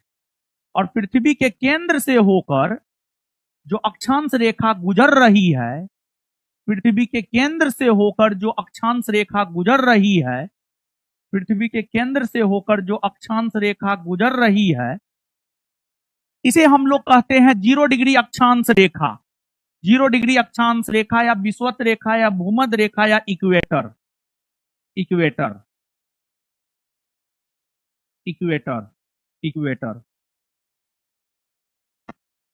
और यह जो 0 डिग्री अक्षांश रेखा है, भूमध्य रेखा है, इसी को हम लोग 0 डिग्री अक्षांश रेखा भी कहते हैं, भूमध्य रेखा भी कहते हैं, विषुवत रेखा भी कहते हैं, इक्वेटर भी कहते हैं। जैसे मान लिया जाए लड़की है, इसका नाम है रागिनी, घर में सबसे छोटी भी है, इसका नाम रागिनी है और घर में सबसे छोटी भी है, तो इसको रागिनी भी कहा जाएगा। साथ ही साथ जो है इसको सब छोटी भी कहकर पुकारेगा, ये छोटिया नया। ऐसा होता है हाँ या ना? होता है ना? होता है ऐसा। तो उसी प्रकार से जो 0 डिग्री अक्षांश रेखा है, 0 डिग्री अक्षांश रेखा की अगर हम बात करें तो 0 डिग्री अक्षांश रेखा को विषुवत रेखा, भूमध्य रेखा, भूमध्य रेखा या इक्वेटर, विषुवत रेखा, भूमध्य रेखा या इक्वेटर कहते हैं। और यह पृथ्वी के केंद्र से होकर गुजरती है, पृथ्वी के केंद्र से होकर गुजरती है। और जब यह पृथ्वी के केंद्र से होकर गुजरती है ना बाबू, तो यह पूरे पृथ्वी को 2 बराबर भाग में विभाजित करती है। पूरे पृथ्वी को 2 बराबर भाग में विभाजित करती है। इसके ऊपर जाइएगा ना तो उत्तरी गोलार्ध, क्या? उत्तरी गोलार्ध। इसके ऊपर जाइएगा तो उत्तरी गोलार्ध, और नीचे आइएगा तो दक्षिणी गोलार्ध, नीचे आइएगा तो दक्षिणी गोलार्ध, दक्षिणी गोलार्ध। तो अब यहां पर एक चीज देखिए, हमने आपको बताया कि 0 डिग्री अक्षांश रेखा को ही विषुवत रेखा, भूमध्य रेखा कहते हैं। यह पृथ्वी के केंद्र से होकर गुजरती है, यह पृथ्वी को 2 बराबर भाग में विभाजित करती है। इसके ऊपर हम लोग जाते हैं तो उत्तरी गोलार्ध, और नीचे आते हैं तो दक्षिणी गोलार्ध। ऊपर जाते हैं तो उत्तरी गोलार्ध, नीचे आते हैं तो दक्षिणी गोलार्ध, नीचे आते हैं तो दक्षिणी गोलार्ध, दक्षिणी गोलार्ध। तो अब ऊपर तो उत्तरी गोलार्ध ना, बोलिए, ऊपर उत्तरी गोलार्ध ना, ऊपर उत्तरी गोलार्ध ना, उत्तरी गोलार्ध ना। अच्छा, ई भारत है। बताइए भारत कौन गोलार्ध में, दक्षिणी या उत्तरी? है भारत कौन गोलार्ध, कौन गोलार्ध में? उत्तरी गोलार्ध ना। क्लियर है ये बात, पक्का? इसके बाद अब देखिए बाबू, जिस प्रकार 0 डिग्री अक्षांश रेखा पृथ्वी के एकदम बीचों बीच से होकर गुजरती है, उसी प्रकार एक 0 डिग्री देशांतर रेखा है। और ये है बाबू आपको 0 डिग्री देशांतर रेखा, 0 डिग्री देशांतर रेखा, 0 डिग्री देशांतर रेखा। और अगर 0 डिग्री देशांतर रेखा की हम बात करें तो जो 0 डिग्री देशांतर रेखा है यह भी पृथ्वी को लगभग 2 बराबर भाग में बांटती है। 0 डिग्री देशांतर रेखा भी पृथ्वी को लगभग दो बराबर भाग में बांटती है। इधर आते हैं तो इधर पूरब, इधर आते हैं तो इधर पश्चिम। तो 0 डिग्री देशांतर रेखा भी पृथ्वी को 2 बराबर भाग में बांटती है, लगभग 2 भाग में बांटती है। और 0 डिग्री देशांतर रेखा के दाहिना आइएगा तो इधर पूर्वी देशांतर, इधर क्या होगा? पूर्वी देशांतर, पूर्वी देशांतर। बायां आइएगा तो इधर पश्चिमी देशांतर, बायां आइएगा तो इधर क्या हो जाएगा? पश्चिमी देशांतर। क्या हो जाएगा? पश्चिमी देशांतर। तो अब बाबू आप हमको एक बात बताइए, भारत पूर्वी देशांतर में है या पश्चिमी देशांतर है? पूर्वी देशांतर में। तो बताइए, बताइए 1 मिनट, भारत कौन गोलार्ध में है? कौन देशांतर में? भारत कौन गोलार्ध में? उत्तरी गोलार्ध ना। कौन देशांतर में?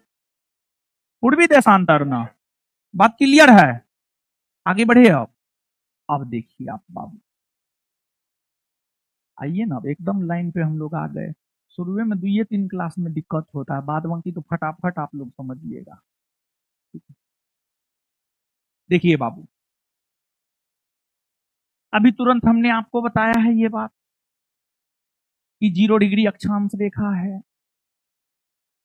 0 डिग्री अक्षांश रेखा की अगर हम बात करें तो इसी को हम लोग विषुवत रेखा, भूमध्य रेखा या इक्वेटर कहते हैं। यह पृथ्वी को 2 बराबर भाग में बांटता है, उत्तरी गोलार्ध और दक्षिणी गोलार्ध। और अभी तुरंत आपने थोड़ा देर पहले ये बात जाना है, पूरे पृथ्वी को 179 अक्षांश रेखा और 360 देशांतर रेखा में बांटा गया है। अब देखिए बाबू, 0 शून्य, शून्य की खोज कौन किया है जानते हैं? आर्यभट्ट। कौन किया है? आर्यभट्ट। शून्य की खोज क्या है? आर्यभट्ट। कौन किया है? आर्यभट्ट। और जानते हैं बाबू, जो आर्यभट्ट थे गुप्त काल के बहुत बड़े गणितज्ञ और खगोलज्ञ थे। और पता है बाबू आपको, गुप्त काल में सबसे ज्यादा विकास गणित के क्षेत्र में हुआ है। गणित और साहित्य के क्षेत्र में सबसे ज्यादा विकास गुप्त काल में हुआ है, गुप्त काल में हुआ है।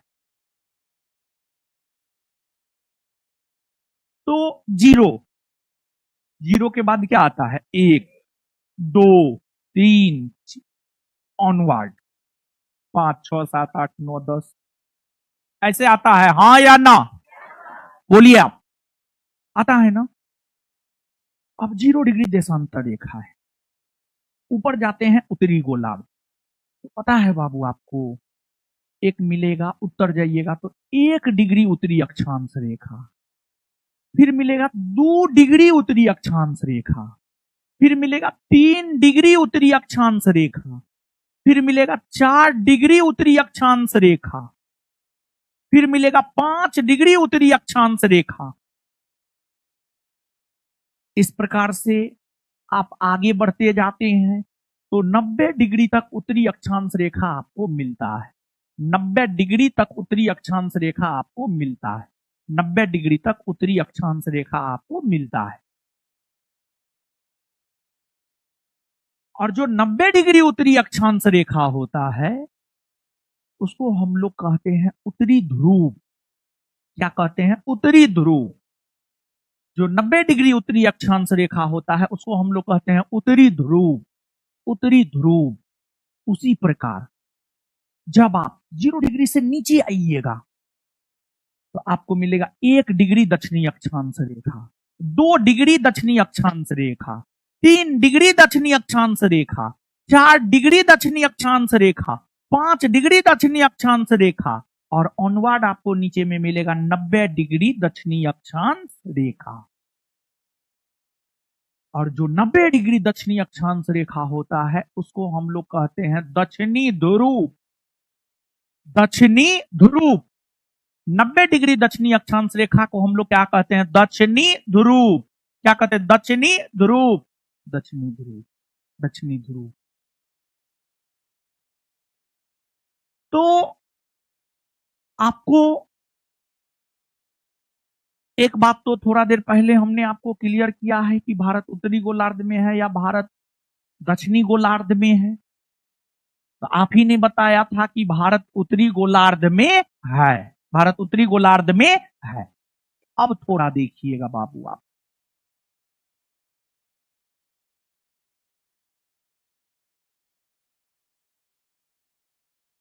भारत उत्तरी गोलार्ध में है, ठीक है। अब बाबू एक बात आप हमको बताइए कि भारत उत्तरी गोलार्ध में है। अब एक चीज बताइए, 5 और 15, 5 और 15, 5 और 15 के बीच में 10 आता है कि नहीं आता है? बोलिए, आता है ना? 5 और 15 के बीच में 10 आएगा, हाँ या ना? एकदम आएगा। वैसे ही एक बात बाबू आप हमको बताइए, जो भारत है 0 डिग्री अक्षांश रेखा और 90 डिग्री उत्तरी अक्षांश रेखा के बीच में, हाँ या ना? बोलिए। भारत 0 डिग्री अक्षांश रेखा और 90 डिग्री उत्तरी अक्षांश रेखा के बीच में है, हाँ या ना? है ना? एकदम है। भारत देखिए ना, यहां है, नीचे 0 डिग्री है, ऊपर 90 डिग्री है। तो भारत 0 डिग्री अक्षांश रेखा और 90 डिग्री उत्तरी अक्षांश रेखा के बीच में है। 0 डिग्री अक्षांश रेखा और 90 डिग्री उत्तरी अक्षांश रेखा के बीच में अगर भारत को देखा जाए, 0 डिग्री अक्षांश रेखा और 90 डिग्री उत्तरी अक्षांश रेखा के बीच में अगर भारत को देखा जाए तो भारत का जो अक्षांशीय विस्तार है वह है 8 डिग्री 4 मिनट उत्तरी अक्षांश रेखा से लेकर के 37 डिग्री 6 मिनट उत्तरी अक्षांश रेखा। उत्तरी अक्षांश रेखा, ये है भारत का अक्षांशीय विस्तार। तो भारत का जो अक्षांशीय विस्तार है, अगर भारत के अक्षांशीय विस्तार की हम बात करें तो भारत का जो अक्षांशीय विस्तार है, भारत का अक्षांशीय विस्तार है 8 डिग्री 4 मिनट उत्तरी अक्षांश रेखा से लेकर 37 डिग्री 6 मिनट उत्तरी अक्षांश रेखा। ये भारत का अक्षांशीय विस्तार है। तो भारत उत्तरी गोलार्ध में 8 डिग्री 4 मिनट उत्तरी अक्षांश रेखा से 37 डिग्री 6 मिनट उत्तरी अक्षांश रेखा के बीच में फैला हुआ है। फैला हुआ है। क्लियर? अब देखिएगा बाबू आप, जैसे 0 डिग्री अक्षांश रेखा को हम लोग विषुवत रेखा कहते हैं या भूमध्य रेखा कहते हैं, उसी प्रकार एगो 23.5 डिग्री उत्तरी अक्षांश रेखा होता है और 23.5 डिग्री उत्तरी अक्षांश रेखा को हम लोग कहते हैं कर्क रेखा। कर्क रेखा, अंग्रेजी में Tropic of Cancer. Tropic of Cancer. तो एक बात अब थोड़ा गौर कीजिएगा, वो जो बात हम बताए थे 5 और 15 के बीच में 10 आता है, तो आपने जवाब दिया था हाँ, 5 और 15 के बीच में 10 आता है। अब भारत का अक्षांशीय विस्तार है 8 डिग्री 4 मिनट उत्तरी अक्षांश रेखा से 37 डिग्री 6 मिनट उत्तरी अक्षांश रेखा। ये भारत का अक्षांशीय विस्तार है। तो अब एक बात बताइए बाबू आप हमको, 8 डिग्री और 37 डिग्री, 8 डिग्री 4 मिनट और 37 डिग्री 6 मिनट। 8 डिग्री 4 मिनट के बाद 9 degree, 10 degree, 11 degree, 12 degree, 13 degree, 14 degree, 15 degree, 16 degree, 17 degree, 18, 19, 20, 21, 22, 23, 23.5, 24, 25, 26, 27, 28, 29, 30, 31, 32, 33, 34, 35, 36, 37, 37। हमको 37 तक जाना है, तो 23 से गुजर कर जाना होगा, हाँ या ना? बोलिए, गुजर के जाना होगा। तो 8 डिग्री 4 मिनट उत्तरी अक्षांश रेखा और 37 डिग्री 6 मिनट उत्तरी अक्षांश रेखा के बीच में 23.5 डिग्री उत्तरी अक्षांश रेखा आएगा, हाँ या ना? बोलिए, आएगा ना? 8 डिग्री 4 मिनट उत्तरी अक्षांश रेखा और 37 डिग्री 6 मिनट उत्तरी अक्षांश रेखा के बीच में 23.5 डिग्री उत्तरी अक्षांश रेखा आएगा कि नहीं आएगा? आएगा ना? एकदम आएगा। और 23.5 डिग्री उत्तरी अक्षांश रेखा को ही हम लोग कहते हैं कर्क रेखा। अभी तुरंत हम आपको बताएं, 23.5 डिग्री उत्तरी अक्षांश रेखा को हम लोग कर्क रेखा कहते हैं। तो अब भारत का अक्षांशीय विस्तार है 8 डिग्री 4 मिनट उत्तरी अक्षांश रेखा से 37 डिग्री 6 मिनट उत्तरी अक्षांश रेखा। अब इसी बीच में है 23.5 डिग्री उत्तरी अक्षांश रेखा, यानी कर्क रेखा। यानी कर्क रेखा भारत से गुजरती है, हाँ या ना? एकदम हाँ। इसका उत्तर होगा हाँ। कर्क रेखा भारत से गुजरती है।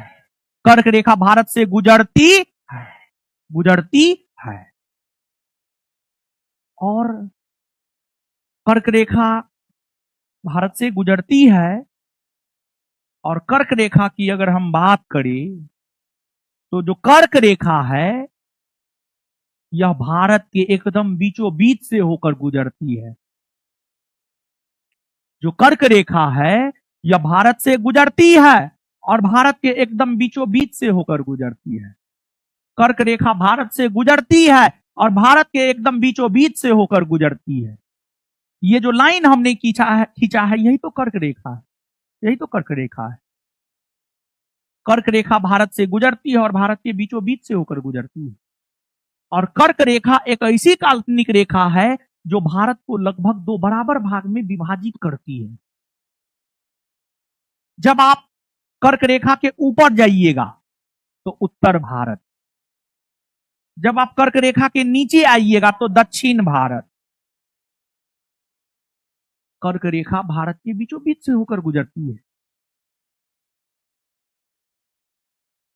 और कर्क रेखा के जब आप ऊपर जाते हैं उत्तर भारत, नीचे आते हैं तो दक्षिण भारत। और आप देख सकते हैं कर्क रेखा गुजरात से गुजर रही है, राजस्थान से, गुजरात के बाद राजस्थान, मध्य प्रदेश, छत्तीसगढ़, झारखंड, पश्चिम बंगाल, त्रिपुरा, मिजोरम। मिजोरम आप देखिए, गुजरात 1, राजस्थान 2, मध्य प्रदेश 3, छत्तीसगढ़ 4, झारखंड 5, पश्चिम बंगाल 6, त्रिपुरा 7, मिजोरम 8। मिजोरम, यानी अगर कर्क रेखा की हम बात करें तो कर्क रेखा भारत के कितने राज्यों से होकर गुजरती?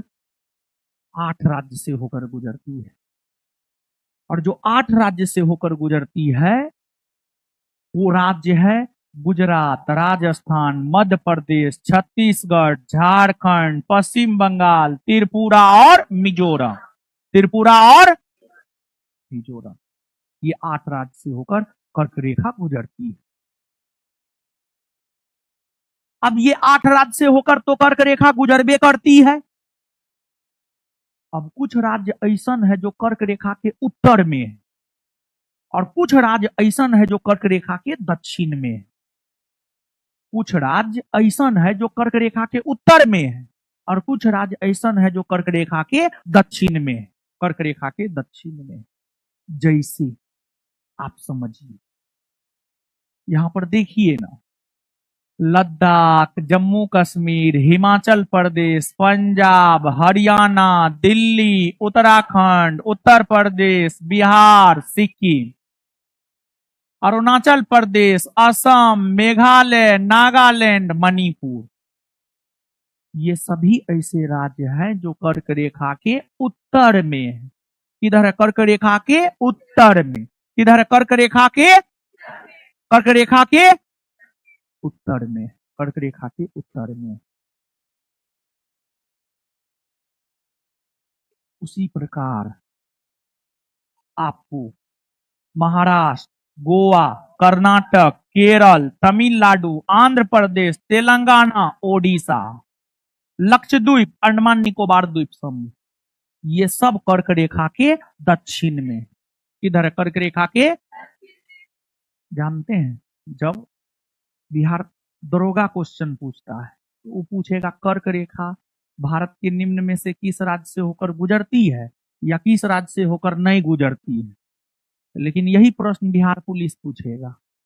बिहार पुलिस पूछेगा निम्न में से कौन राज्य कर्क रेखा के उत्तर में है या कर्क रेखा के दक्षिण में।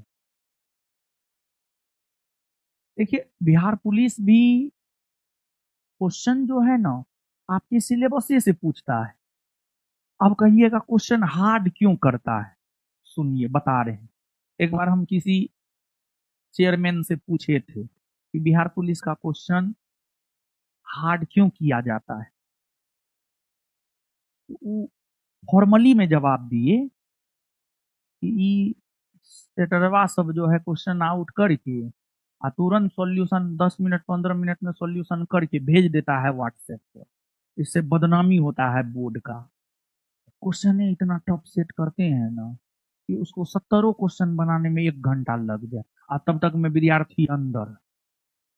समझे?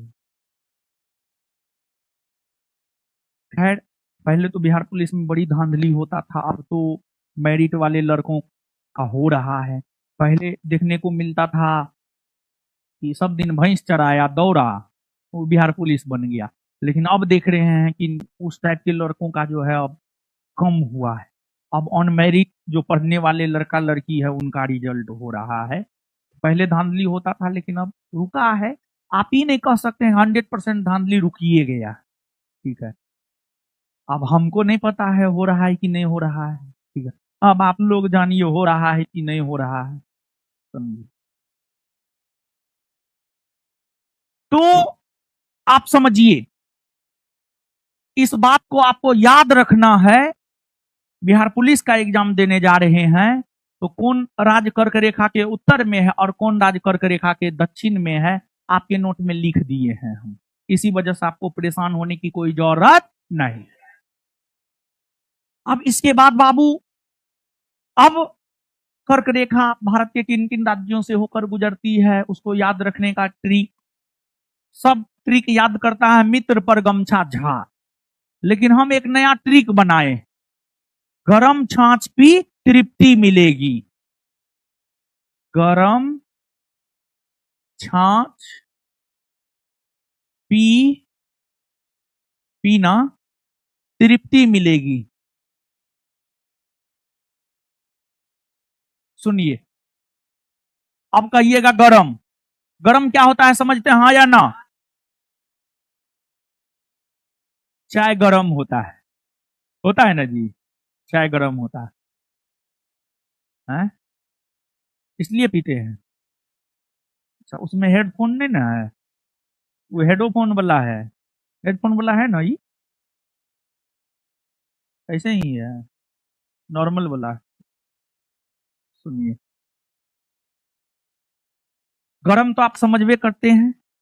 अब छाछ, छाछ समझते हैं कि नहीं समझ? अरे घोर समझते हैं जी, घोर शुद्ध ठेठ भाषा में घोर। और घोर नहीं समझते हैं तो रुकिए हम समझाते हैं। किसान का न बाल बच्चा है हम, हमको सब बात समझ में आता है। देखिए गांव घर में जो किसान लोग होते हैं उनके घर में जो है 2-4 गो भैंस 2-4 गो गाय होबे करेगा। अब जो दूध होता है, दूध को गर्म किया जाता है तो ऊपर में छाली जमता है मोटा सा। तो मम्मी क्या करेगी, उसको निकाल लेगी, उसको अलग बर्तन में निकाल लेगी छाली को, और लगभग 1 महीना तक निकालेगी। जब कोई बड़ा पतीला में इतना बहुत सारा जमा हो जाता है बड़ा पतीला में, तो फिर उसको जो है और बड़ा पतीला में लिया जाता है, और एक होता है रही, हम लोग की तरफ रही कहा जाता है, समझे। अरे जिससे सत्तू, सत्तू पिए हैं, सत्तू, सत्तू के दुकान पे जो बनाया जाता है, उसमें ऐसे ऐसे कर करके जो है नहीं मिलाया जाता है। हाँ, दल घटनी। हाँ, दाल को जो आप लोग घाटते हैं, दाल अगर नहीं सीझा है तो उसको ऐसे दाबते हैं, ऐसे ऐसे दाबते हैं, फिर ऐसे ऐसे करते हैं, ठीक है, दल घटनी। हाँ, उसको हम लोग की तरफ रही, रही, रही कहा जाता है। हाँ, रही। तो वो जो दूध का छाली जमा करती है माँ, उसको एक बड़ा पात्र में ले करके वो रही से जो है ऐसे ऐसे मथती है। जब ऐसे ऐसे मथती है ना, तो उसका जो क्रीम होता है वो ऊपर आ जाता है। वो पूरा का पूरा दूधे होता है, उसका क्रीम ऊपर हो जाता है, पानी वाला पार्ट नीचे रह जाता है। तो वो जो क्रीम ऊपर आता है ना, उसको जब कढ़ाई में, कढ़ाई चढ़ाकर थोड़ा कढ़ाई गर्म होने के बाद जो है उसमें डाला जाता है, और जब डाला जाता है तो उससे घी निकलता है, और साथ ही साथ जो है वो जो जड़ जाता है वो बड़ी टेस्टी होता है खाने में। उसको क्या कहा गया, क्या, छाली। हाँ ठीक है, उसको जो भी कहा जाए। अब सुनिए, अब सुनिए ना, सुनिए ना। अब वो जो, सुनिए ना, अब माँ जो रही से मही उसको, तो क्रीम निकल गया, पानी वाला पार्ट बचा। वो जो पानी वाला पार्ट होता है ना, उसी को कहा जाता है घोर। और जिस रोज घर में ये काम होता है ना, तो उस रोज घर में बनेगा बड़ी बजका, क्योंकि बड़ी बजका में जो है वो घोर का उपयोग किया जाता है। या फिर वो घोर को जो है आप चीनी दे करके पी भी सकते हैं। या सुनिए, उसी घोर को जब सुधा जैसी कंपनी उसी घोर को रिफाइन करके सुधा जैसी कंपनी नमक उमक मिला करके जब पैकेट में बंद कर देता है, तो उसी को कहा जाता है छाछ। क्या कहा जाता है, छाछ, छाछ कहा जाता है। जैसे गर्मी के मौसम में आप थोड़ा ज्यादा खा लिए, पचा नहीं, छाछ पीजिए, खाना पचा देता है। जैसे आप लोग हजमोला खाते हैं ना, खाना नहीं पचता है तो, नहीं पचता है तो छाछ पीजिए, वो भी खाना पचाता है। छाछ भी खाना पचाता है, और वो हेल्दी है। हजमोला आपको हानि भी कर सकता है, लेकिन छाछ हानि नहीं करता है। छाछ समझे। इसके बाद इसमें है पीना, तृप्ति मतलब संतुष्टि, तृप्ति। जैसे मान लिया जाए गर्मी के दिन में बहुत प्यासे हैं, एकदम धूप से आए बहुत प्यासे हैं, पानी कोई दे देता है ठंडा ठंडा, मन तृप्त हो जाता है, मन तृप्त हो जाता है। तृप्ति यानी संतुष्टि मिल जाता है। तो अब ग से गुजरात, ग से गुजरात, र से राजस्थान, र से राजस्थान, म से मध्य प्रदेश, म से छ से छत्तीसगढ़, छ से झ से झारखंड, झ से प से पश्चिम बंगाल, प से तरह से त्रिपुरा, तरह से, और मिलेगी में मी से मिजोरम, मिलेगी में मी से मिजोरम, मी से मिजोरम। अब देखिए बाबू, आप ये मानचित्र पर आइए। जानते हैं इटली की याद रखिएगा ना। तो अब सुनिए।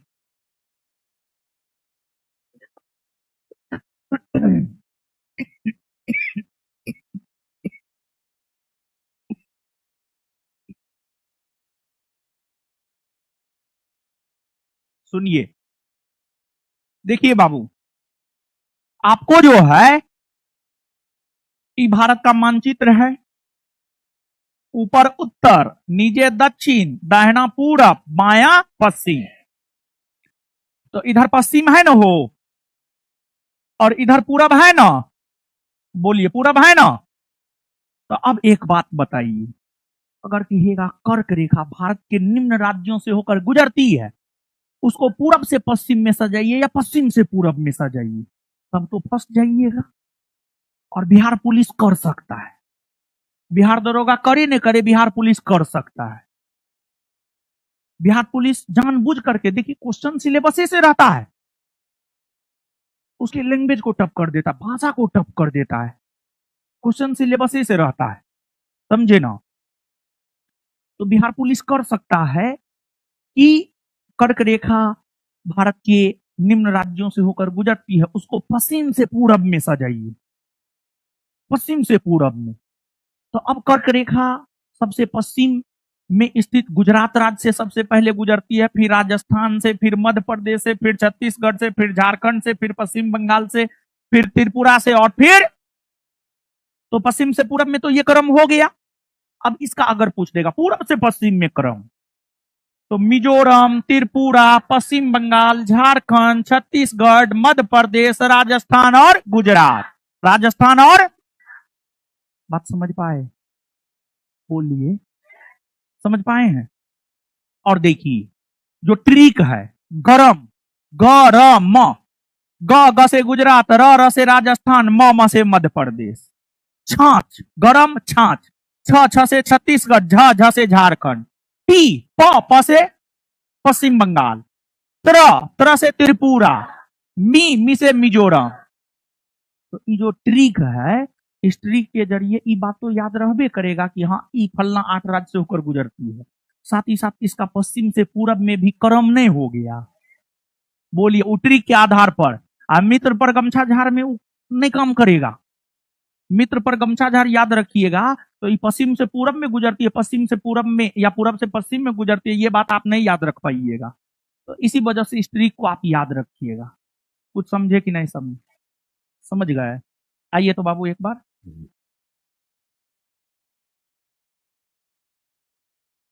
बताइए, अगर हम भारत की बात करें, भारत उत्तरी गोलार्ध में या दक्षिणी गोलार्ध में, उत्तरी गोलार्ध ना, भारत पूर्वी देशांतर में या पश्चिमी देशांतर है, पूर्वी देशांतर में ना। अच्छा, भारत का अक्षांशीय विस्तार कहां से का, 8 डिग्री 4 मिनट उत्तरी अक्षांश रेखा से लेकर 37 डिग्री 6 मिनट उत्तरी अक्षांश रेखा। भारत का अक्षांशीय विस्तार कहां से कहां, 8 डिग्री 4 मिनट उत्तरी अक्षांश रेखा से लेकर 37 डिग्री 6 मिनट उत्तरी अक्षांश रेखा। एक बार फिर से भारत का अक्षांशीय विस्तार बताइए, क्लियर है, बोलिए क्या भारत से होकर कर्क रेखा गुजरती है? अच्छा, कौन काल्पनिक रेखा भारत को 2 भाग, उत्तरी भारत दक्षिणी भारत में बांटती है? कर्क रेखा। कौन कौन काल्पनिक रेखा भारत को 2 भाग, उत्तरी भारत और दक्षिणी भारत में विभाजित करती है? कर्क रेखा ना। अच्छा, कर्क रेखा भारत के कितने राज्यों से होकर गुजर, कितने राज्य? पहला, दूसरा, तीसरा, चौथा, पांचवा, छठा, सातवां, आठवां। क्लियर है। अच्छा एक बात बताइए, बिहार कर्क रेखा के उत्तर में है या दक्षिण में? केरल कर्क रेखा के उत्तर में या दक्षिण में? महाराष्ट्र कर्क रेखा के उत्तर में या दक्षिण में? हरियाणा? अच्छा एक चीज यहां पर जानते हैं बाबू, जब एग्जाम प्रश्न पूछता है निम्न में से कौन कर्क रेखा के उत्तर में है और कौन दक्षिण में है, पता है बाबू आपको, ये जो 7 सिस्टर है, जानते हैं ये जो इधर राज है बाबू लोग, अरुणाचल प्रदेश 1, असम 2, मेघालय 3, नागालैंड 4, मणिपुर 5, मिजोरम 6, त्रिपुरा 7, इन 7 राज्यों को कहा जाता है 7 सिस्टर। सात बहनों वाली राज। क्या कहा जाता है? सात बहनों वाली राज। सात बहनों वाली राज। पता है बाबू आपको, सेवन सिस्टर में से दो राज्य से होकर कर्क रेखा गुजरती है। त्रिपुरा और इसके अलावे जो अन्य पांच राज्य है, अरुणाचल प्रदेश, असम, मेघालय, नागालैंड, मणिपुर, ये सब कर्क रेखा के उत्तर में। किधर है कर्क रेखा के? किधर है कर्क रेखा के? किधर है कर्क रेखा के? किधर है? किधर है? कर्क रेखा के। बात समझे? जब क्वेश्चन देता है ना, यहीं से देता है ऑप्शन। देखिए क्या देगा, सुनिए। निम्न में से कौन भारतीय राज्य कर्क रेखा के उत्तर में? Option A Mizoram, option B Tripura, option C Maharashtra, option D Assam. क्या होगा? समझे ये बात? तो यहाँ का ऑप्शन दे करके जो है आपको फंसाने का काम किया जाता है। ठीक है ना बाबू? तो अब मैप लाए हैं आप लोग? मैप लाए हैं? मैपिंग कीजिए तो एगो कीजिए, कर्क रेखा वाला मैपिंग कीजिए। कर्क रेखा वाला मैपिंग कीजिए। ब्लैंक मानचित्र पर देखिए हीरो साहब, इधर आओ। देखो ब्लैंक मानचित्र मेरे पास भी यही है। अब जैसे जैसे हम लिख रहे हैं वैसे वैसे छापो। अब समझा दिए हैं, याद करवा दिए हैं, अब छापो। मैपिंग करो, मैपिंग करो सब। मैप निकालो, मैप निकालो, मैप निकालो सब। मैप ले करके आए दो तो बाबू एगो ब्लैंक वाला। ई मैप हर कोई 25-30 को अपने पास में हमेशा रखेंगे पूरा ज्योग्राफी पढ़ने के क्रम में। जगह जगह हम आपको मैपिंग करवाएंगे। और हम देखते हैं दरोगा बैच में हम मैपिंग करवाए, बहुत बच्चा किया नहीं किया, अब बाद में हमसे बोल रहा था सर मैप किसी से लेकर दे ना दीजिए। तो इसी वजह से हम ये गलती आपके बैच में नहीं करेंगे, क्लासे में करवाते हुए जाएंगे। ठीक है? आप लोग जो है बड़ी कोढ़िया है। कोढ़ी समझते हैं? कोढ़ी, आलसी। ठीक है? स्टूडेंट जात जो है ना बड़ी आलसी होता है, समझे ना? ऐसे ब्लैंक मानचित्र है।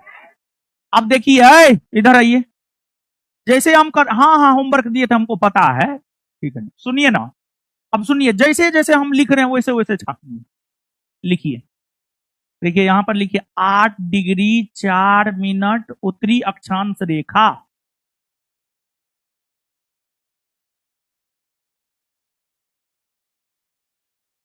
फिर यहां लिखिए 37 डिग्री 6 मिनट उत्तरी अक्षांश रेखा।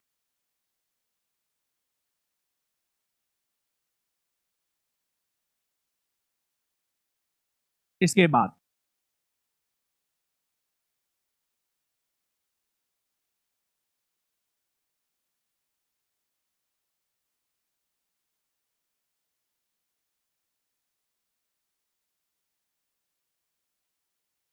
गुजरात, ऊपर राजस्थान, मध्य प्रदेश,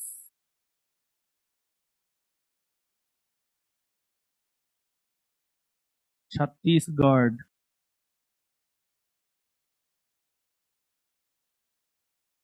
झारखंड,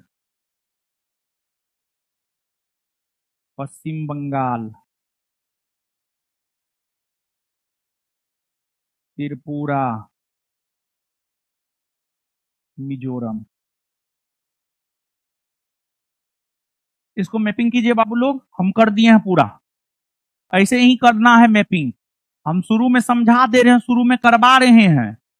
2 4 8 10 को हम करवाएंगे, फिर आपको करना होगा। समझे ना? मैपिंग कीजिए।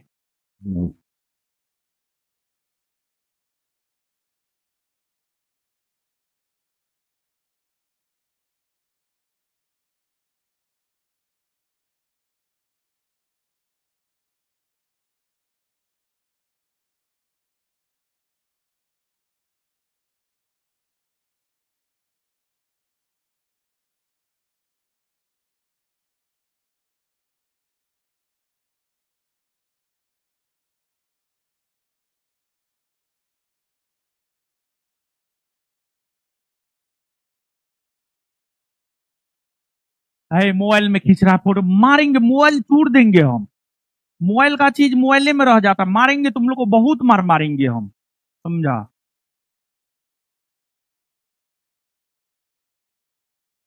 यही सब तुम लोग को तरीका न है, हम तरीका सिखा देंगे, हम बहुत क्रूर अत्याचारी आदमी है, ठीक है, बहुत मार मारेंगे। साइड हो जाए।